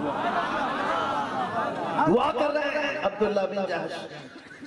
اللہ اکبر، حضرت سعد نے آمین کہا، یہ دونوں نے دعا کی رات کے، اور دوسرے دن میدان احد میں دونوں کی دعا قبول ہوئی۔ حضرت سعد ایک بڑے پہلوان سے مقابلہ کیا اور اسے فنا فی النار کیا، لیکن عبداللہ بن جہش کو کفار و مشرکین کے نرغے میں ایسا گھیراؤ ہو گیا کہ آپ پر اتنی کثرت سے تلواریں پڑی، اتنی کہ پورے جسم میں ایک انگلی کے برابر بھی جگہ باقی نہیں، اور اس کے بعد آپ کو شہید کیا گیا۔ آپ کی ناک کاٹی گئی، کان کاٹے گئے، ہونٹ کاٹے گئے، انگلیاں کاٹی گئی، آنکھ کی پتلیاں باہر نکالی گئی، ٹکڑے ٹکڑے کر کے کافروں نے ان کے جسم کے اعضاء کو رسی میں پیرو کر کے ہار بنایا۔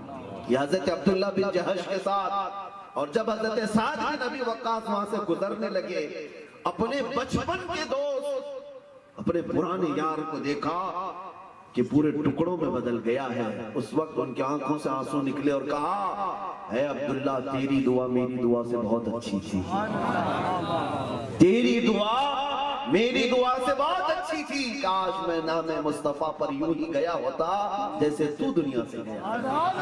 وہ خواہش کرتے تھے میرے عزیزو نام مصطفیٰ پر مر مٹنے کی، کیوں؟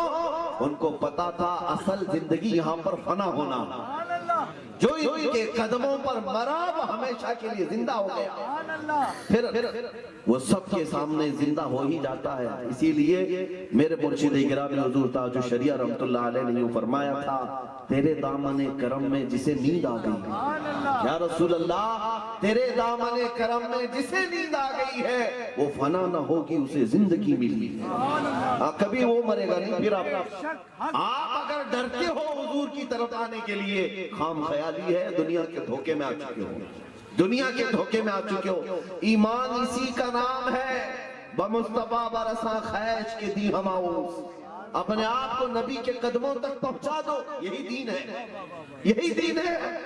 तुम इनकी उनकी मोहब्बत में फना होकर के न जाने ख्वाहिशात की पैरवी में लग गए। ख्वाहिशात को कुर्बान करो, जितनी गलत ख्वाहिशात आती है सबको कत्ल करो। मेरे अजीजों, क्या आज हमारे नौजवान बच्चों को दुनिया ने आवारा नहीं बनाया? अक्सर इलाकों का हाल ये है, नशा का कारोबार कौन करता है पूछा जाए तो मुसलमानों का एड्रेस दिया जाता है, पता यही दिया जाता है, बेचते भी यही है, खाते भी यही है, करते भी यही है। क्यों तुमने अपनी इमेज ऐसी बनाई? तुम्हारी ये ख्वाहिशात ये तुम्हें दोज़ख तक ले जाएंगी। और फिर जो बेकार के लोग बैठे हुए हैं जिनका कोई काम नहीं है, उनका भी अगर जिक्र किया जाए तो मुसलमानों की तरफ इशारा करते हैं। सबसे ज्यादा कचरा कूड़ा करकट कहां पर मिलेगा? वो मुसलमानों के मोहल्ले की तरफ इशारा किया जाएगा। लोग यही बताते हैं। लोग ज्यादा गुंडागर्दी, लोगों को मारपीट कहां करते हैं? आज दुनिया तुम्हारी तरफ इशारा कर रही है, लोग करते हैं। मेरे अजीजों, दुनिया को बताना है हम ख्वाहिशात के पुजारी नहीं हैं। हम अपनी ख्वाहिशात को रसूल पाक के कदमों पर निछावर करें। रात को अगर तुम्हें गाने सुनने की ख्वाहिश पैदा हो रही है तो इस ख्वाहिश को कत्ल करो और मेरे मुस्तफा की तारीफ से ईमान बढ़ेगा तुम्हारा। यही ईमान है। नबी पाक सल्लल्लाहु अलैहि वसल्लम ने फरमाया, मेरे आंखों में नमाज को मेरी आंखों की ठंडक बनाएगी। सबको पता है ना, कोई अपने नबी पाक को तोहफा देना चाहता है, जाहिर सी बात है उलमा के लिए आप इतना बेकरार हैं, मुझ जैसे को देखने के लिए, मिलने के लिए बेकरार है। क्या अपने नबी पाक के लिए बेकरारी नहीं आ सकती? ख्वाहिश क्या होती है? ठंडियों की रातें हैं और बिस्तर बहुत प्यारा लगता है, बहुत अच्छा लगता है। ठोकर मार करके उठो और फिर कहो मैं इस बिस्तर को अपनी ख्वाहिश के लिए इस्तेमाल नहीं करूंगा, मैं अपने नबी की आंखों को ठंडक देने के लिए फजर की नमाज पढ़ूंगा। तब फिर तुम्हारा ईमान है कि तुमने अपनी ख्वाहिशात को ठुकराया, अपने नबी को फर्स्ट प्रायोरिटी थी। मेरे अजीजों, यहाँ साल में एक बार, 6 महीने में एक बार, 3 महीने में एक बार जलसा करके नारा लगाना, ये सिर्फ मोहब्बत रसूल की अलामत है। ख्वाहिशात की पैरवी ना करो और ठुकराओ। मैं आपको बताता हूँ, एक सहाबी हज़रत अब्दुल्ला अस्वद उनको कहते, मदीने तैयबा में हुजूर सल्लल्लाहु अलैहि वसल्लम के पास आए। जवान थे लेकिन काले थे। आए, कहा कि या रसूल अल्लाह, मदीने में कोई मुझे लड़की देता नहीं, शादी की उम्र हो गई है, आप क्या फरमाते हैं? तवज्जो चाहता हूँ मेरे अजीजों, अल्लाह के हबीब सल्लल्लाहु अलैहि वसल्लम ने फरमाया ठीक है, मैं तेरी शादी कराता हूँ। अंसार सहाबा में से एक सहाबी हज़रत आमर बिन वहब सक़फ़ी, उनके घर हुजूर ने इनको भेजा, जाओ उसके घर में एक जवान बेटी है, उनसे कहना मैंने तुझे भेजा है और अपनी बेटी का निकाह तुझसे कर दे। और किस घर में भेजा है जानते हैं हुजूर ने? अमर बिन वहब की बेटी, मदीने की सबसे खूबसूरत लड़की। और भेजा किसको? निहायत काले, अब्दुल्ला अस्वद के नाम से मशहूर थे, काले थे। ये गए, इन्होंने तो देखा नहीं था अमर बिन वहब की बेटी को। गए हजरत अमर बिन वहब के घर, दस्तक दिया। अमर बिन वहब और उनकी बीवी बैठे हुए थे। पूछा कौन? कहा मैं अल्लाह के रसूल की तरफ से आया है। कहा अच्छा आई? कहा क्या पैगाम है? कहा अल्लाह के नबी ने फरमाया है कि आपकी जवान बेटी निकाह के काबिल है, वो मेरे निकाह में देना है। उन्होंने ऊपर से नीचे तक देखा, काले कलोटे हैं, जवान, काम नहीं है, मदीने में मेरी हसीन शहजादी इनके हवाले कर दो। वो नए नए अभी इस्लाम में आए हुए सहाबी थे। उन्होंने कहा अच्छा देखते हैं, आप जाइए वापस, मैं खुद रसूलुल्लाह से बात कर लूंगा। बस इतना ही कहा, इतना ही। वो निकले बाहर, निकले, उनको पता था, वो कहते हैं मुझे मालूम था कोई देता नहीं है, लेकिन नबी पाक ने भेजा था तो आ गया। बाहर निकले, नौजवानों को सुनने के लिए मैं आज कह रहा हूँ, और उन लड़कियों के लिए भी मैसेज है जो ख्वाबों के शहजादे सजा कर बैठी हुई हैं और जिसके बाद इनके घर टूट करके तलाक की नजर हो जाती है। क्यों? ख्वाहिशात के पहाड़ बना करके बैठी हुई, ख्वाहिशात के पहाड़। वो अम्र बिन वहब की बेटी घर के अंदर थी, बाहर सुन रही थी। जब वो चले गए तो बाहर आई, कहा अब्बा जान कौन आया था? कहा एक शख्स आया था, अब्दुल्ला। कहा क्या लेकर आया था? कहा निकाह का पैगाम। किसने भेजा? कहा रसूलुल्लाह। आपने क्या कहा? कहा मैंने वापस भेज दिया, निहायत काला है, कोई जोड़ नहीं मिलता था। اتنا سنتے ہی وہ خاتون جو اندر بیٹی تھی عمرو بن وہب کی کہنے لگتی ابا جان آپ نے صرف اس کا چہرہ دیکھا، یہ نہیں دیکھا کہ کس نے بھیجا تھا، آپ نے بھیجنے والے کا چہرہ نہیں دیکھا، آپ نے خود سے کیسے منع کر دیا۔ اس سے بڑی ہمارے لیے ذلت کی بات کیا ہے کہ رسول اللہ نے پکارا ہو اور ہم نے ٹھکرایا ہو۔ بیٹی اپنے باپ کو کہنے لگی، ان کی آنکھوں سے آنسو آ گئے، مجھ سے خطا ہو گئی میری بیٹی، مجھ سے غلطی ہو گئی۔ وہ خاتون کہتی ہیں رسول اللہ کی خواہش کے بعد پھر ہماری کون سی خواہش ہے؟ اگر نبی نے پسند کر لیا میرے لیے تو وہ مالک جنت ہے، میرے لیے اس سے بہتر اور کیا ہو سکتا ہے؟ میں راضی ہوں، وہ کالا ہو سانولا ہو جیسا ہو، میں اس کے ساتھ زندگی گزارنے کے لیے تیار ہوں۔ بیٹی نے جب باپ سے کہا تو دوڑے دوڑے آئے۔ یہ حضرت عبداللہ حضور کے پاس آ کر ابھی سنا ہی رہے تھے، یا رسول اللہ میں گیا تھا انہوں نے بھیج دیا واپس، ابھی حضور کو سنا ہی رہے تھے۔ عمرو بن وہب بھی دوڑتے ہوئے آ گئے، پیچھے پیچھے آ گئے، کہا یا رسول اللہ خطا معاف کریں، خطا معاف کریں، میں نے تاخیر کی، ان کو روکا نہیں، منع نہیں کیا، میں نے صرف یہ سوچا تھا کہ میری بیٹی سے پوچھ لوں، لیکن میرے سے زیادہ تو میری بیٹی آپ کے ایک حکم پر قربان ہے۔ اس نے اندر سے سنا ہی تھا، اس نے عبداللہ کو دیکھا بھی نہیں، لیکن بیٹی نے آپ کے لیے اپنی ساری چیزیں قربان کرنے کو تیار ہے۔ حضور اکرم صلی اللہ تعالیٰ علیہ وسلم نے جلال کا اظہار فرمایا، اس کے بعد پھر معاملہ رفع دفع ہوا۔ اب باپ بھی راضی، بیٹی بھی راضی، ایک کالے نوجوان سے ایک مدینے کی سب سے حسین شہزادی کا نکاح کرایا جانا، کچھ تو مصلحت ہوگی، کوئی تو حکمت ہوگی۔ میاں تم کیا سمجھتے ہو کہ خوبصورتی گورے پن میں ہی ہوتی ہے؟ اگر گورے پن میں ہی خوبصورتی ہوتی تو انگریزی آج خوبصورت مانے جاتے ہیں، ان کو خوبصورت نہیں کہا جاتا، نہایت ہی ملچ قسم کے لوگ ہوتے ہیں، قریب سے گزرو تو گندی بدبویاں آئیں۔ ہاں خوبصورتی ایمان کی ہوتی ہے، ہاں جس کے سینے میں عشق مصطفیٰ ہو پھر وہ بلال حبشی پر چاند بھی رشک کرتا ہے۔ خوبصورتی رنگوں پر نہ نہیں ہوتی ہے، یہ رنگ کے اوپر اگر جاؤ گے تو پتہ چلے گا قبر میں جانے کے بعد ساری چمڑیاں نکل جاتی ہیں، 3 دن کے بعد چونٹیاں کیڑے مکوڑے کھا جاتے ہیں، پھر تم نہ پہچانے جاؤ گے کہ کالے تھے کہ گورے تھے، سوائے ہڈیوں کے اور کھوپڑی کے کچھ نہیں ملے گا۔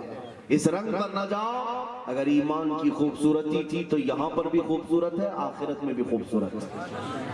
اب اللہ کے نبی صلی اللہ علیہ وسلم نے عبداللہ کو بلایا، کہا کہ جا شادی کی تیاری کر، لڑکی تیار ہے، اس کا باپ بھی تیار ہے، نکاح کی تیاری کر۔ کہا یا رسول اللہ پیسے کچھ بھی نہیں، میرے پاس مال کیا ہے، میں نکاح کیسے کروں؟ اللہ کے نبی صلی اللہ علیہ وسلم نے 2 چند صحابہ سے کچھ مال لیا اور ان کو دیا کہ جا یہ پیسے ہیں، لے جا شادی کی ضروریات کے سامان خرید کر کے آ۔ وہ خوشی خوشی گئے، کافی مال حضور نے دیا تھا، آج شادی کرنی ہے۔ نوجوانوں سنو، بازار میں گئے، ان کو جوڑا خریدنا تھا، دلہن کا سامان خریدنا تھا، کچھ جہیز بھی خریدنا تھا، گھر بسانا تھا۔ بازار میں کھڑے تھے کہ اچانک آواز آئی، اللہ کے نبی صلی اللہ علیہ وسلم نے پکارا ہے، اے مومنوں جہاد کی طرف چلو۔ مشرکین کفار اور دشمنوں نے حملہ کیا ہے، اے نوجوانوں اللہ کے نبی نے پکارا ہے۔ وہ عبداللہ جو شادی کا سامان لینے گئے تھے اچانک واپس پلٹ گئے، تلوار خریدنا شروع کیا، نیزہ لیا اور گھوڑا بھی خریدا، اور یہاں تک کہ وہ زرہ جو کبھی انہوں نے پہنی نہیں تھی، لوہے کا لباس، وہ بھی جتنی چیزیں جنگ کے لیے ہوتی تھی سب خرید لیا، ایک پیسہ بھی نہیں بچا۔ یہ بھی تو ہوتا ہے کہ جا کر آنے کے بعد پیسے بچے رہے، بچ جاؤں گا تو نکاح کروں گا، نہیں، پورا پیسہ اس میں لگا دیا، کیونکہ انہیں پتا تھا مومن جینے کے لیے نہیں رہتا ہے، مومن شہادت ہے مطلوب و مقصود ہے مومن، نہ مال غنیمت نہ کشور کشائی۔ اسی لیے میں ان ظالم کتوں سے بھی کہتا ہوں جو ہمیں آج ڈراتے ہیں کہ زیادہ بولو گے تو جیل میں ڈال دیں گے، زیادہ بولو گے تو پھانسی پہ چڑھا دیں گے۔ ارے ظالموں، ان کو ڈراؤ جو جینے کے خواہش مند ہیں۔ ہم تو روز رات انتظار کرتے ہیں کہ کب ملک الموت آئے اور ہمیں ہمارے نبی سے ملاقات کرائے۔ ہم تو مرنے کے لیے جی رہے ہیں، ڈراؤ اس کو جو جینے کا خواہش مند ہے۔ اور صحابہ بھی یہی کہتے تھے، ہم جینے کے لیے تھوڑی نہ آئے ہیں، ہماری اصل زندگی تو پھر ہماری موت کے بعد شروع ہونی ہے، جب ہمارا لاشا جائے گا اور میرے مصطفیٰ ہمیں اپنے جلوں میں بلائیں گے۔ وہ کیسی زندگی ہوگی میرے عزیز؟ کبھی یاد کرتا ہوں تو آنکھیں وہ اللہ کے نبی کی مجلس ہے، جہاں صدیق اکبر بھی ہوں گے، فاروق اعظم بھی ہوں گے، عثمان غنی بھی ہوں گے، حیدر کرار بھی ہوں گے، حسنین کریمین بھی بیٹھے ہوں گے، صحابہ اجلہ تابعین بھی بیٹھے ہوں گے۔ وہ حضور کی مجلس کیسی ہوگی جہاں اگر تمہیں جانے کی خواہش ہے تو توجہ چاہتا ہوں، اس سے بہترین مجلس کوئی ہو سکتی ہے؟ یہاں مفتی صاحب بیٹھے، یہ بیٹھے ہیں، لوگ ڈھونڈ ڈھونڈ کر کے آتے ہیں، چلو علماء کی مجلس ہے۔ میں تو یہ دیکھتا ہوں کہ رسول اللہ کی مجلس کیسی ہے، جہاں کربلا والے بھی ہیں، بدر والے بھی ہیں، احد والے بھی ہیں، جن کو ہم زندگی بھر یاد کرتے تھے، وہ سب حضور کے آس پاس ہوں گے۔ اتنا ہی نہیں، پیران پیر غوث پاک بھی ہوں گے، غریب نواز بھی وہاں ہوں گے، اعلیٰ حضرت بھی وہاں ہوں گے، اور کاش اس کے بعد پھر ہمارا لاشا دنیا سے جائے اور میرے مصطفیٰ پکار کر کے کہیں کہ آ جاؤ، اس انجمن میں ایک تیرا بھی اضافہ ہو جائے، اس انجمن میں تیرا بھی اضافہ ہو جائے، پھر خرامہ خرامہ ہم اس مجلس میں بیٹھ جائے۔ بتاؤ اس سے بہتر اور کون سی زندگی ہے، اس سے بہتر اور کون سے لمحات ہیں؟ اس لیے دنیا کی ہوس کم کرو، جتنے دن بھی ہوس کے ساتھ جی لو گے، ایک نہ ایک دن دنیا تمہیں مار کر کے قبر تک لے ہی جائے گی، ہاں تمہیں باندھ کر کے لے ہی جائے گا۔ لیکن اگر مصطفیٰ کی طلب میں جیتے رہے تو وہ مجلس مل جائے گی جس کی ہم امید کرتے ہیں۔ میں بات کر رہا تھا، وہ جنگ کے سامان خرید کر کے لائے اور پھر زرہ پہنے گھوڑے پر بیٹھے وہ میدان میں آ گئے لڑنے کے لیے، اور صحابہ کرام بھی میدان میں ہیں۔ یہ عبداللہ اسود ایسے تیز لڑ رہے تھے جیسے لگتا ہے آگے پیچھے اگل بغل کسی کی خبر ہی نہیں، اندھا دھند جس کو کہتے ہیں، جا رہا ہے بھڑ رہا ہے، صفوں کی صفیں چیر رہا ہے۔ حضور پاک صلی اللہ علیہ وسلم دور بیٹھے دیکھ رہے ہیں، اپنے صحابہ سے کہا، صحابہ میرے عزیزوں، جانتے ہو یہ کون ہے؟ یہ کون نیا ہمارے مجلس میں آیا ہے، ہماری صفوں میں آیا ہے؟ کیونکہ زندگی بھر کبھی انہوں نے لوہے کی ٹوپی نہیں پہنی تھی عبداللہ اسود، کبھی ان کے ہاتھ میں تلوار آئی نہیں تھی، دوسروں کی آتی تھی، ان کی خود کی نہیں تھی، غریب صحابی تھے۔ اب اتنا سامان لے کر کے میدان میں آئے، کون ہے؟ صحابہ سب گر گر کر دیکھ رہے تھے، یہ کون نیا، کون جوان ہے؟ سب اس کے بعد سبوں نے کہا، یا رسول اللہ یہ نہ مدینے کا دکھ رہا ہے نہ باہر سے آیا ہوا، کون ہے یہ؟ کون لڑ رہا ہے ہمارے ساتھ، ہمارے حمایت میں؟ اللہ کے نبی صلی اللہ علیہ وسلم نے فرمایا، اس کے ہاتھوں کو غور سے دیکھو، میں اس کے ہاتھوں سے پہچان رہا ہوں، وہ عبداللہ اسود ہے۔ اس کو آج میں نے شادی کا سامان خریدنے کے لیے پیسے دیے تھے، مگر اس عزیز نے سارا سامان جنگ کا خرید لایا اور یہاں پر آ گیا ہے۔ اتنا ہی نہیں میرے عزیزوں، وہ لڑتے لڑتے اسی میدان میں شہید بھی ہو گئے، شہید ہو گئے۔ ان کا ساز و سامان پورا لا کر میرے آقا نے جو دلہن تھی ان کو عطا کر دیا وراثت میں، اور پھر فرمایا میرے آقا نے،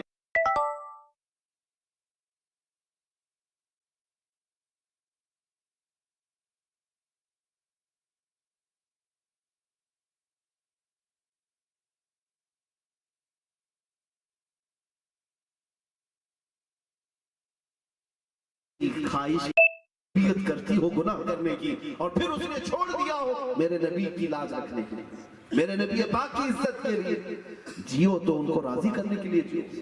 اللہ کے حبیب صلی اللہ تعالیٰ علیہ وسلم کی بارگاہ میں تمہارے اعمال ہر جمعرات پیش کیے جاتے ہیں، فرشتے لے جا کر کے سناتے ہیں، اے اللہ کے نبی آپ کی امتیوں نے ایک ہفتے بھر یہ کام کیے ہیں۔ سوچو ذرا صحیح، ہماری بدعمالیاں جب حضور کی بارگاہ میں پہنچائی جائیں، میرے آقا کو کتنا قلق ہوتا ہوگا، کتنا غم ہوتا ہوگا، کب تک تم اپنے نبی پاک کو اپنی بدعمالیاں پہنچاتے رہو گے؟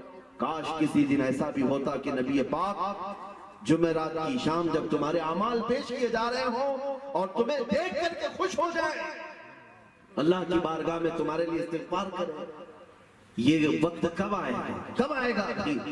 تم نے اپنی پوری زندگی کو یہود و نصارہ کی تکلیف میں گزارنے کی ٹھان رکھی ہے، غیروں کی طریقے کار پر چلنے کا ٹھان لیا ہے۔ ابھی جیسے مفتی صاحب کہہ رہے تھے فلاں خان پٹھان کے فین ہو گئے ہو، کون ہے وہ تمہارا؟ کیا اس نے کبھی تمہیں اعلان کیا کہ میں تمہارا ہاتھ پکڑ کر جنت میں لے جاؤں گا؟ کبھی کسی نے فلمی ایکٹر نے تمہیں یہ اعلان کر کے بتایا کہ قبر میں جاؤ گے تو میں منکر نکیر سے تمہیں بچانے آؤں گا؟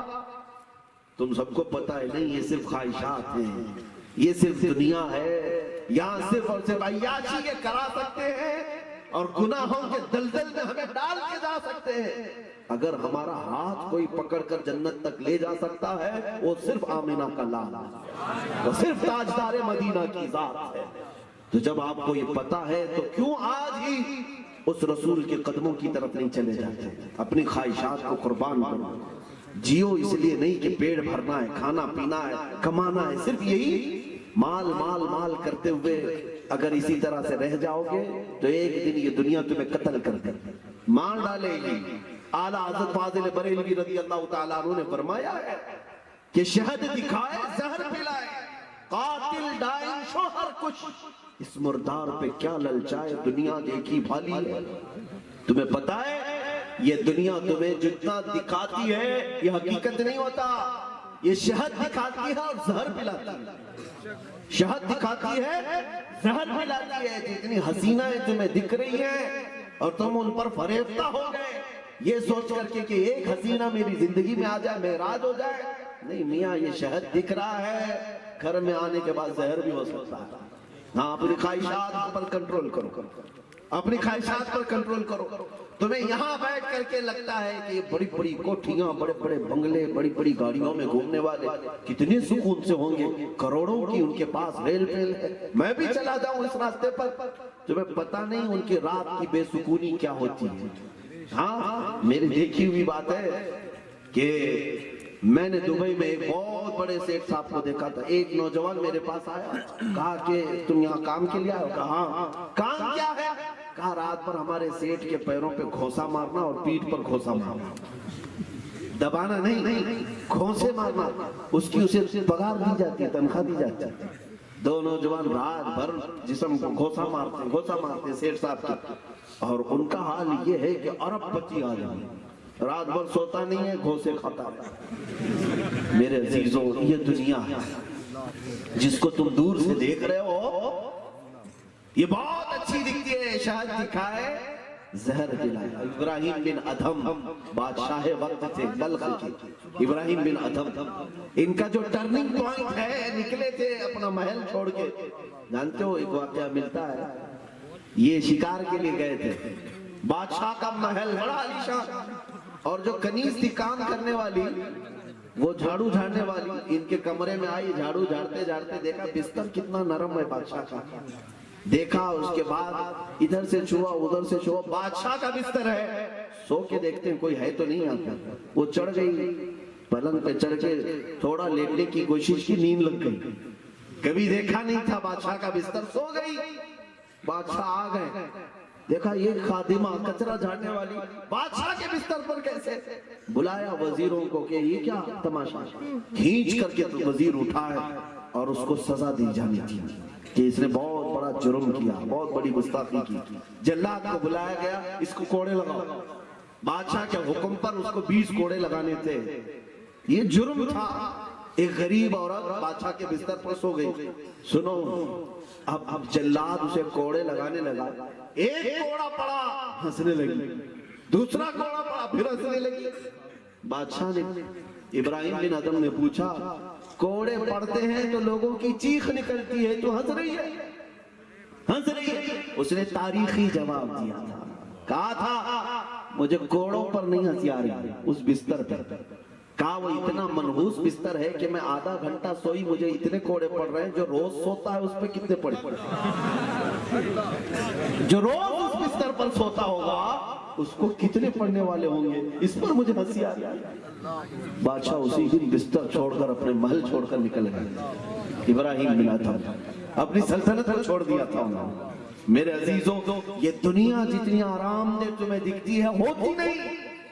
لہذا بہتر یہ ہے کہ ان خواہشات کے پیچھے مت بھاگو. آج تمہارے پاس سائیکل تھی, تم بائک کی خواہش کرنے لگ گئے. بائک والا تمہیں بہت فاسٹ سروس نظر آنے لگا. بائک میں بیٹھ کر کار کی خواہش, کار میں بیٹھ کر مرسیڈیز اور بینز کی خواہش. خواہشات کبھی ختم نہیں ہوتی. اثنان لا یشبعان, طالب العلم و طالب الدنیا. میرے آقا نے فرمایا, دو لوگوں کا پیٹ کبھی نہیں بھرتا, ایک علم حاصل کرنے والے کا اور ایک دنیا طلب کرنے والے کا. کبھی پیٹ نہیں بھرے گا. ان خواہشات کو کہیں نہ کہیں تمہیں مارنا ہوگا. میں اس کی طرح سے بن جاؤں اس کی طرح سے بن جاؤں، کبھی نہ سوچو، بلکہ دین کے معاملات میں آگے بڑھنے کی خواہش کرو، اور اس میں ثواب بھی ہے، ثواب بھی ہے۔ ان خواہشات کے پیچھے اگر بھاگتے رہو گے تو دنیا تمہیں جکڑ کر مار دے گی، توبہ کی بھی مہلت نہیں ملتی، توبہ کی بھی توفیق نہیں ملتی۔ خاص طور پر عورتوں کو نصیحت کرتا ہوں، بعض عورتوں نے زندگی کا مقصد یہ بنا لیا ہے سننا جمع کرنا، تیرے پاس کتنے تولہ ہے، اس کے پاس کتنا تولہ ہے، اسی میں کمپٹیشن ہے پوری زندگی کا، پوری زندگی کا۔ ارے اس کے پاس 50 تولہ ہے، اس کے پاس 60 تولہ ہے، عورتیں اسی پر تفاخر کر کے فخر کرتی ہیں۔ یہ خواہشات کی دنیا ہے۔ والذین یکنزون الذهب والفضة ولا ينفقونها في سبيل الله فبشرهم بعذاب أليم يوم يحمى عليها في نار جهنم فتقوى بها جباههم وجنوبهم وظهورهم۔ اللہ فرماتا ہے جو یہ سونا جمع کر کے رکھتے تھے اور خواہشات کی وجہ سے اللہ کی بارگاہ میں نہیں دیتے تھے، قیامت کے دن اے رسول ان کو دردناک عذاب کی بشارت دیں، ان کی پیشانیاں داغی جائیں گی، ان کی پیٹھ کو داغا جائے گا، گرم آگ سے تپایا جائے گا۔ تم جس کے پیچھے بھاگ رہے ہو یہ عذاب ہی بنے گا۔ ہاں ایک ہی چیز ہے، رسول اللہ کی طرف چلو، میرے آقا صلی اللہ تعالیٰ علیہ وسلم کی طرف۔ صدیق اکبر کی ایک بات یاد آتی ہے، اللہ اکبر، حضرت عائشہ صدیقہ حضور کی زوجہ ہیں، ابو بکر کی بیٹی ہیں۔ ایک بار دسترخوان پر بیٹھے ہوئے حضور کی وفات کے بعد پوچھا، عائشہ رسول اللہ کے کھانے کے بارے میں ذرا بتاؤ، تم گھر والی ہو، اللہ کے نبی صلی اللہ تعالیٰ علیہ وسلم جب گھر میں کھاتے تھے تو کھانے کی کیفیت ذرا بتاؤ۔ ماں عائشہ صدیقہ کہنے لگی اپنے ابا جان سے، یا صدیق یا ابا، اے میرے والد، زندگی بھر میں نے رسول اللہ کے ایک دسترخوان پر 2 سالن آتے ہوئے کبھی نہیں دیکھا، اور حضور کے گھر میں جو روٹی بنتی تھی اس کو چھنی ہوئے آٹے سے کبھی میں نے نہیں دیکھا۔ اتنا سنتے ہی حضرت ابو بکر رونے لگ گئے، جو سید الانبیاء تھے انہوں نے خواہشات کو کھانے پینے کی سب ترک کر دیا تھا۔ ہم امتی ہیں، ہم امتی ہیں، ہر چیز میرے عزیزوں کھانا پینا مال دولت نہیں ہے۔ اسی لیے آپ کی زوجہ حضرت ابو بکر کی زوجہ جو ہے ایک بار کہتی ہیں، آپ خلیفہ ہو گئے، کام بڑھ گیا ہے، آپ سوکھی روٹی کھاتے رہتے ہیں، کبھی تو نرم کھا لیا کریں۔ کہا میرے پاس اتنا مال کہاں ہے کہ میں نرم کھا سکتا۔ وقت کے خلیفہ یا کارپوریٹر بن جائے، نگر سیوک بن جائے، اس کا محل بن جائے گا، کھینچتا ادھر سے پیسہ ادھر سے پیسہ۔ مسلمانوں ایک رسول اللہ کے خلیفہ کی مثال کو لا کر کے دکھا دیں کہ جنہوں نے خواہشات پر کرسی نہیں بچھائی۔ حضرت ابو بکر صدیق خلیفہ ہیں اور کہہ رہے میرے پاس اتنے پیسے نہیں ہیں کہ شہد خرید سکوں یا گھی خرید سکوں، اتنے نہیں ہیں۔ آپ جانتے ہیں حضرت ابو بکر صدیق کی بیوی نے کہا آپ کے پاس نہیں میرے پاس، میں دیتی ہوں، لے جائیے بازار سے لے کے آئیے۔ کبھی شہد بھی نہیں کھاتے، گھی بھی نہیں کھاتے، سوکھی روٹی پانی میں ڈبو کر کھا لیتے آپ۔ کہا تیرے پاس پیسے؟ کہا ہاں ہے، لے آتا۔ وہ ایک پوٹلی میں بندے ہوئے پیسے لائی، کہا لیجیے۔ کہا یہ کہاں سے آئے تمہارے پاس؟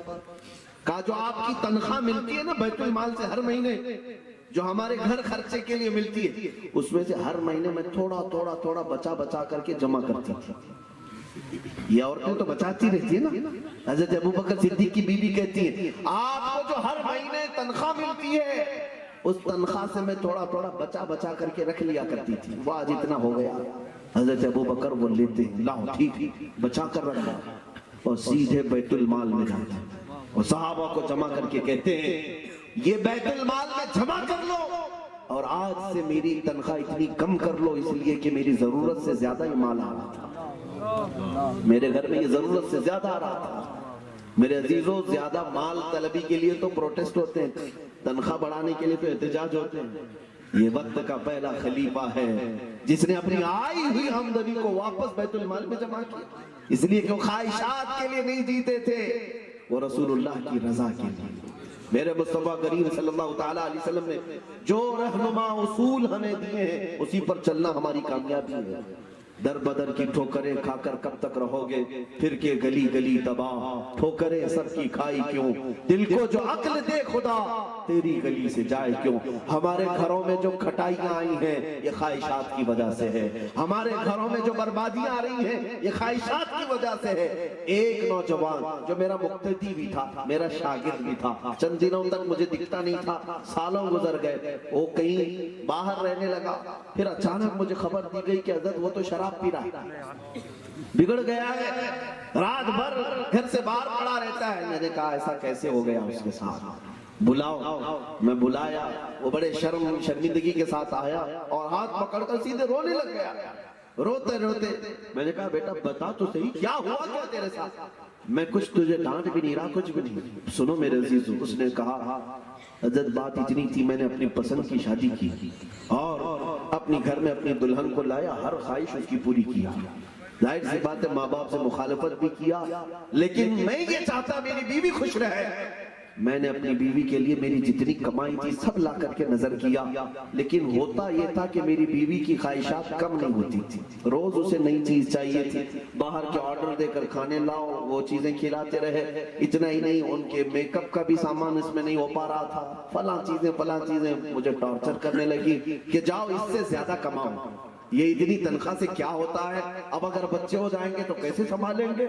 इसकी बार बार की टॉर्चर को देखकर मैं बेंगलुरु चला गया, वहां जॉब करने लगा। मेरी तनख्वाह डबल हो गई थी, वो भेजता था उसमें भी घर पूरा नहीं चल रहा था, उसके खर्चे इतने बढ़ गए थे। मेरी औरत एक बार जाती तो पूरी तनख्वाह भर कर ड्रेस खरीद करके लाती, घर में कुछ नहीं रहता था। ये सिलसिला बढ़ता रहा, मैं कर्जा लेने लग गया कि कम से कम मेरी बीवी को राजी रखो, कर्जे में आ गया और फिर मेरी जॉब भी छूट गई। कर्जे बदन पर बोझ बन गए सर पर, और मेरी बीवी प्लस मुझ पर ऐसे टॉर्चर करने लगी, बहुत ज्यादा ताने देने लगी। हुआ ये कि मैं टेंशन से दूर होने के लिए दोस्तों में बैठने लगा, सिगरेट पीने लगा। सिगरेट से थोड़ा सा नशा, थोड़ा सा टेंशन कम हो जाए, रिलैक्स हो जाओ, ये करते करते ये सिगरेट से आगे बढ़ते बढ़ते मुझे लोगों ने ड्रग्स भी पिलाया। और जब वो पिया तो ऐसा लगा कि ये सब घर वर कुछ भी नहीं है, चलो रात में यहीं बैठ करके ये ड्रग्स ले ले। फिर मुझे शराब भी पिलाई गई। रात को इतना ही होता है कि मैं बहुत ज्यादा परेशान होता हूँ तो ये पी लिया करता। लेकिन अब जब आपने बुलाया तो उस दिन से मुझे 3 दिन के बाद वो कम से कम आया था मेरे पास, मुझे बार बार एहसास होने लगा। मैं आपके पीछे नमाज पढ़ता था, वो कितनी बेहतरीन मजलिसें थी जब जिक्र होता था और तफसीर होती थी, लेकिन मैं कौन सी दुनिया में चला गया। लेकिन आज आया हूँ, मुझे इस दलदल से निकाल दो मेरे अजीजों। उसका कल्ब और उसका दर्द मुझे भी होता है। इसका पूरा खुलासा और हासिल कलाम क्या है? एक अच्छा खासा भला नौजवान जो नमाजी था और पढ़ने वाला था, उसको अगर दुनिया ने नशावर बना दिया, एडिक्ट बना दिया, किसी और ने नहीं, एक औरत की ख्वाहिश ने बनाया है। ये ख्वाहिशात ये शैतान की तरफ से आती हैं जो तुम्हारी दुनिया भी तबाह, आखिरत भी तबाह और बर्बाद करती है। आज हमारे यहाँ यही कनात और सब्र की तालीम दी नहीं गई। ख्वाहिशात को कभी कभार कत्ल भी करो, मारो। आप अपने बच्चों की तरबियत करते हैं, मैं आपको यहाँ पर अजीम मैसेज दे करके जा रहा हूँ। बच्चा रोता है, गिड़गिड़ाता है, अब्बा मुझे आज ये खिलौना चाहिए, वो खिलौना चाहिए। जिस पर उंगली रखे, तुम तो बड़े दयालु हो ना, सखी आदमी हो, अरे मेरा अजीज बेटा यहाँ हाथ रखा है मैं दिला दूंगा। कोई कहता है अभी मत दिलाओ, नहीं तुम्हें बुरा लगता है, नहीं नहीं नहीं मेरा बच्चा है मैं दिलाऊंगा, तुम्हारा क्या जाता है। तुमने सिर्फ और सिर्फ बच्चे को खिलौने नहीं दिलाए, बल्कि उसकी ख्वाहिशों की इमारत भी बनाना शुरू किया है, उसकी ख्वाहिशात की इमारत बना रहे हो। हाँ, मुझे याद है मेरे वालिद गिरामी, वो खुद आलिम दीन हुजूर हाफिज मिल्लत के शागिर्द थे।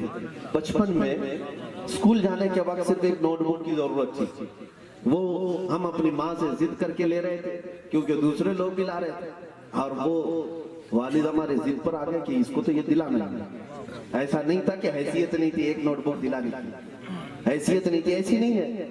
एक दिन चिढ़ करके मैंने कहा था क्या एक नोटबुक दिलाने की इतने पैसे नहीं रहते घर में?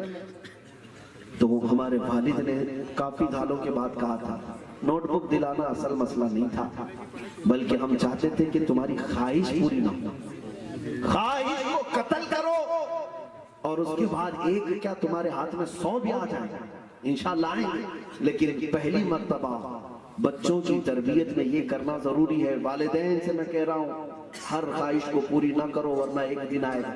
एक नौजवान लड़की है अभी 18 साल की उम्र, जिस दिन हुई, जिस दिन उसका बर्थडे है, उसी दिन एक लड़के के साथ भाग गैर मुस्लिम के साथ अपने घर की सर्टिफिकेट सब लेकर, और उसके बाद ढूंढ ढूंढ करके लाए। मेरे पास भी आया मसला, मैंने पूछा कि बच्ची तो 18 साल तक अपने बाप के पास रही, क्या बात है, एक अनजान आदमी के साथ चली गई, अच्छा है तेरे बाप का मुंह काला कर दिया तू। वो तन करके कहती है, बात ऐसी है कि मेरा बाप थोड़ी ना मेरे खर्चे उठाता है। इस नौजवान ने मुझे अभी पिछले ईद में 5000 का जोड़ा दिलाया, जो मेरी ख्वाहिश थी, अब्बा थोड़ी ना दिलाता। ये गलती बाप की थी। बाप को पूछा, कहा कि हजरत मेरी एक ही बेटी थी, बचपन से इतना दिलाया उसको, इतना दिलाया, एक बार मैंने 5000 का जोड़ा नहीं दिलाया था बस। ये गलती तुम्हारी थी कि जो हर ख्वाहिश पूरी करने बैठे थे। इंसान है मियां, ये इंसान है। इसकी ख्वाहिश के बारे में हदीस में है कि 2 पहाड़ों के बीच में अगर एक वादी भर सोना दे दिया जाए तब भी ये सब्र नहीं करेगा और सोचेगा इतनी बड़ी वादी और भी मिल जाए। हाँ, अगर ये खामोश होने वाला होता तो आप ये सारे जो बड़े बड़े रिच लोग हैं अपने घरों में बैठे होते। दुनिया में इनके पास करोड़ों नहीं अरबों की रेल पेल होने के बावजूद भी अभी भी पूरी दुनिया को झिला रहे हैं। देख नहीं रहे बड़े बड़े सेठों का हाल क्या है, ये कभी ख्वाहिशात खत्म नहीं होती। औलाद की तरबियत में होना क्या चाहिए आपको? आप अगर अपने बच्चों में कोई चीज डाल सकते हो तो मेरे मुस्तफा की मोहब्बत डालो, हुजूर की पैरवी करने का शौक डालो। बच्चे के अंदर ख्वाहिश ये होनी चाहिए कि मैं जवान बनूंगा तो दुनिया मुझे फला फला लक़ब से ना पुकारे, गुलाम मुस्तफा से पुकारे, इस नाम से मुझे पुकारे, इस पर फख्र करना सिखाओ बच्चों को।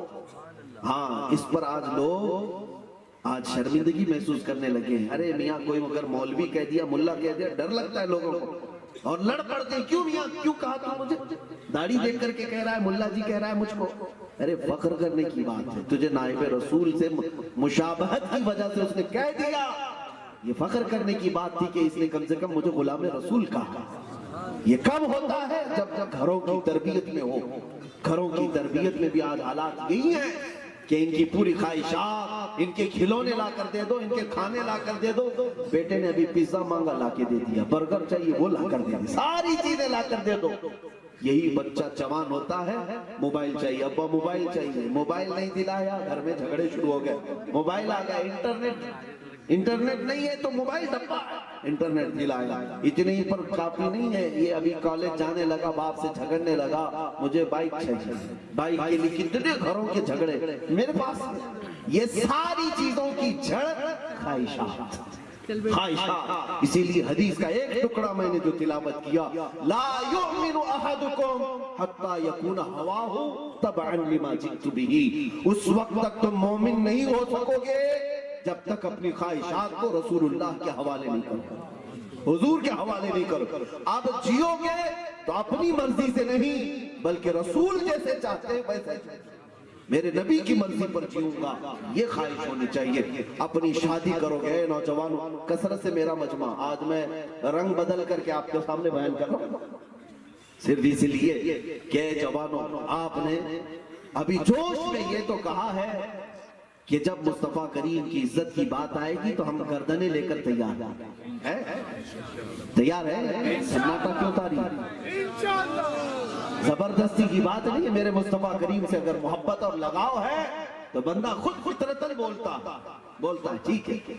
जिसको हुजूर के नाम पर कुर्बान होने का जज्बा है, फिदा होने का जज्बा है, क्या आज हमारे मजमे में ऐसी कमेटियां नहीं उठती, ऐसी तहरीकें तंजीमें नहीं उठती कि जवान उठ करके कहे मेरे मुस्तफा करीम सल्लल्लाहु तआला अलैहि वसल्लम का मैं आशिक हूं, गुलाम हूं, मैं किसी लड़की के बाप पर बोझ बन करके निकाह नहीं करूंगा।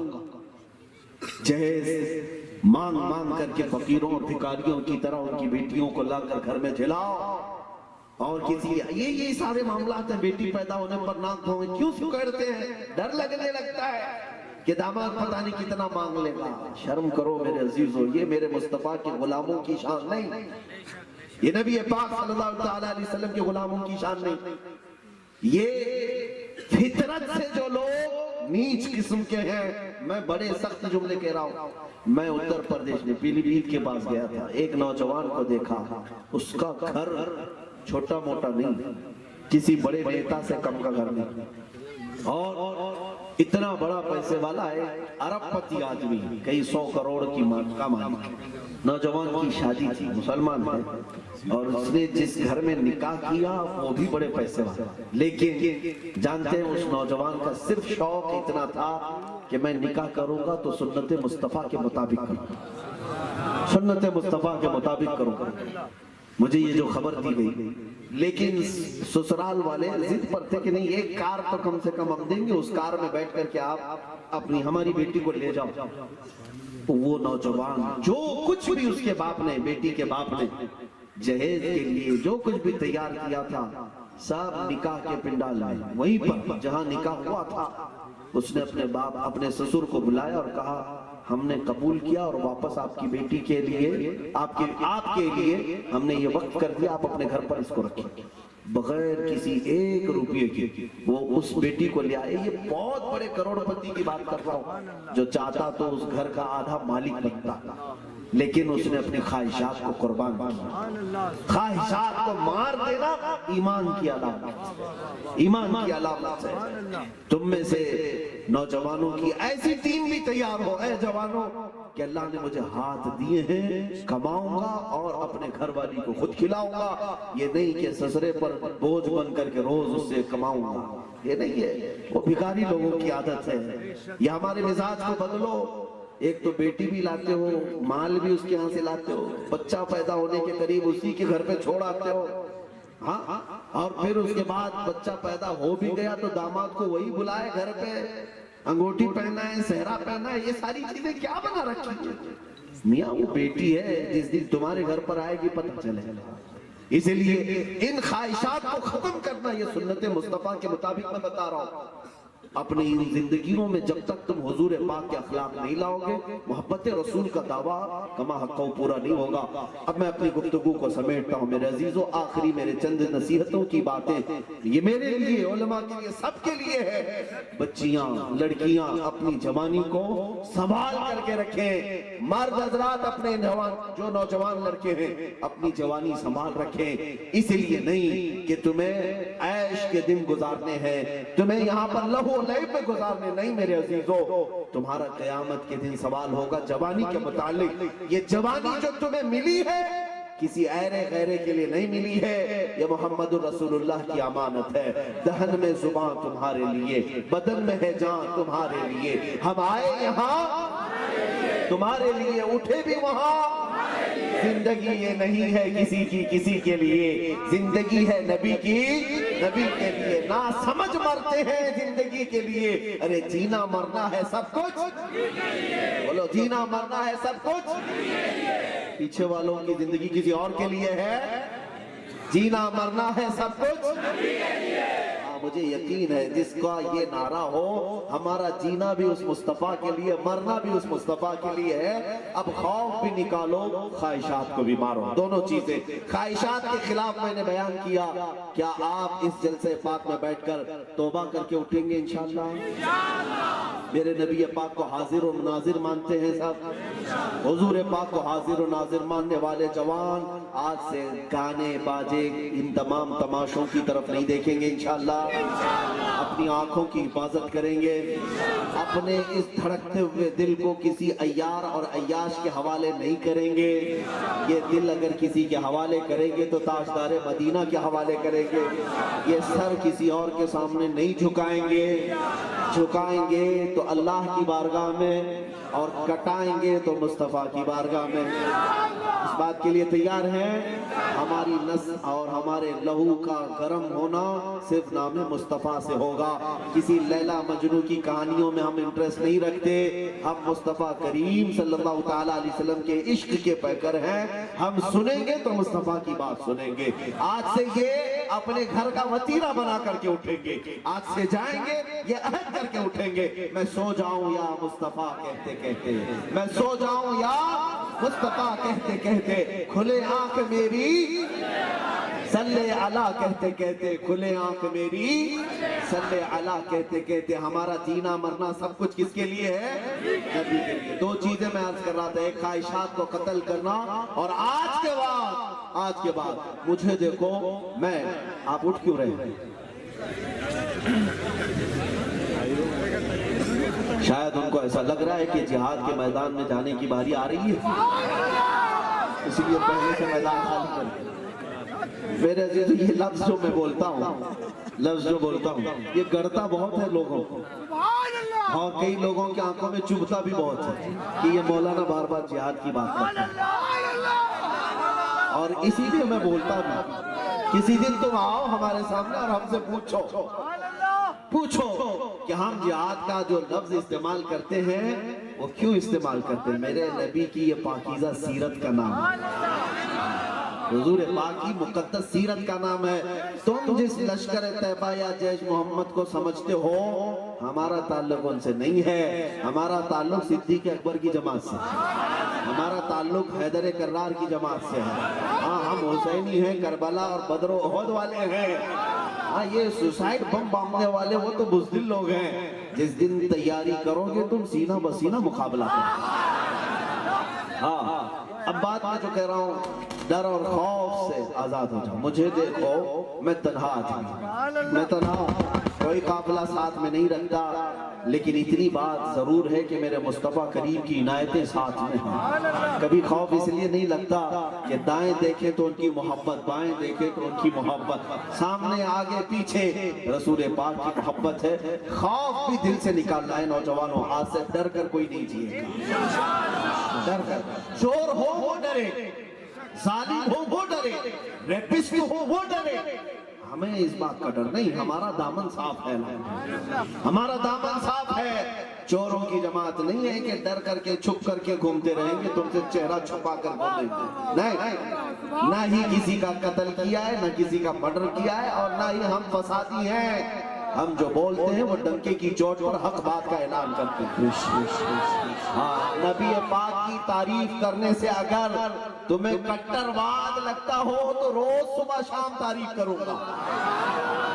ये हमारा वजीफा है और हम नौजवानों को बेदार करेंगे। मैंने अभी चंद दिनों पहले ये ऐलान भी किया था, जिस जालिम कुत्ते ने किताब लिखी था मोहम्मद नाम से, इस वसीम खबीस ने, ये नाजायज लुत्फे ने जो किताब लिखी और ये कहा कि मोहम्मद सल्लल्लाहु अलैहि वसल्लम के चरित्र के बारे में, और कहा ये मोहम्मद नाम ही ऐसा है वैसा है, नाऊज़ु बिल्लाहि मिन ज़ालिक। मैं तुझे बताता हूँ, इस नाम से अगर तुझे उलझन है, हम ऐलान करते हैं इंशाअल्लाह अब हर बच्चा पैदा होगा मोहम्मद ही नाम रखा जाएगा,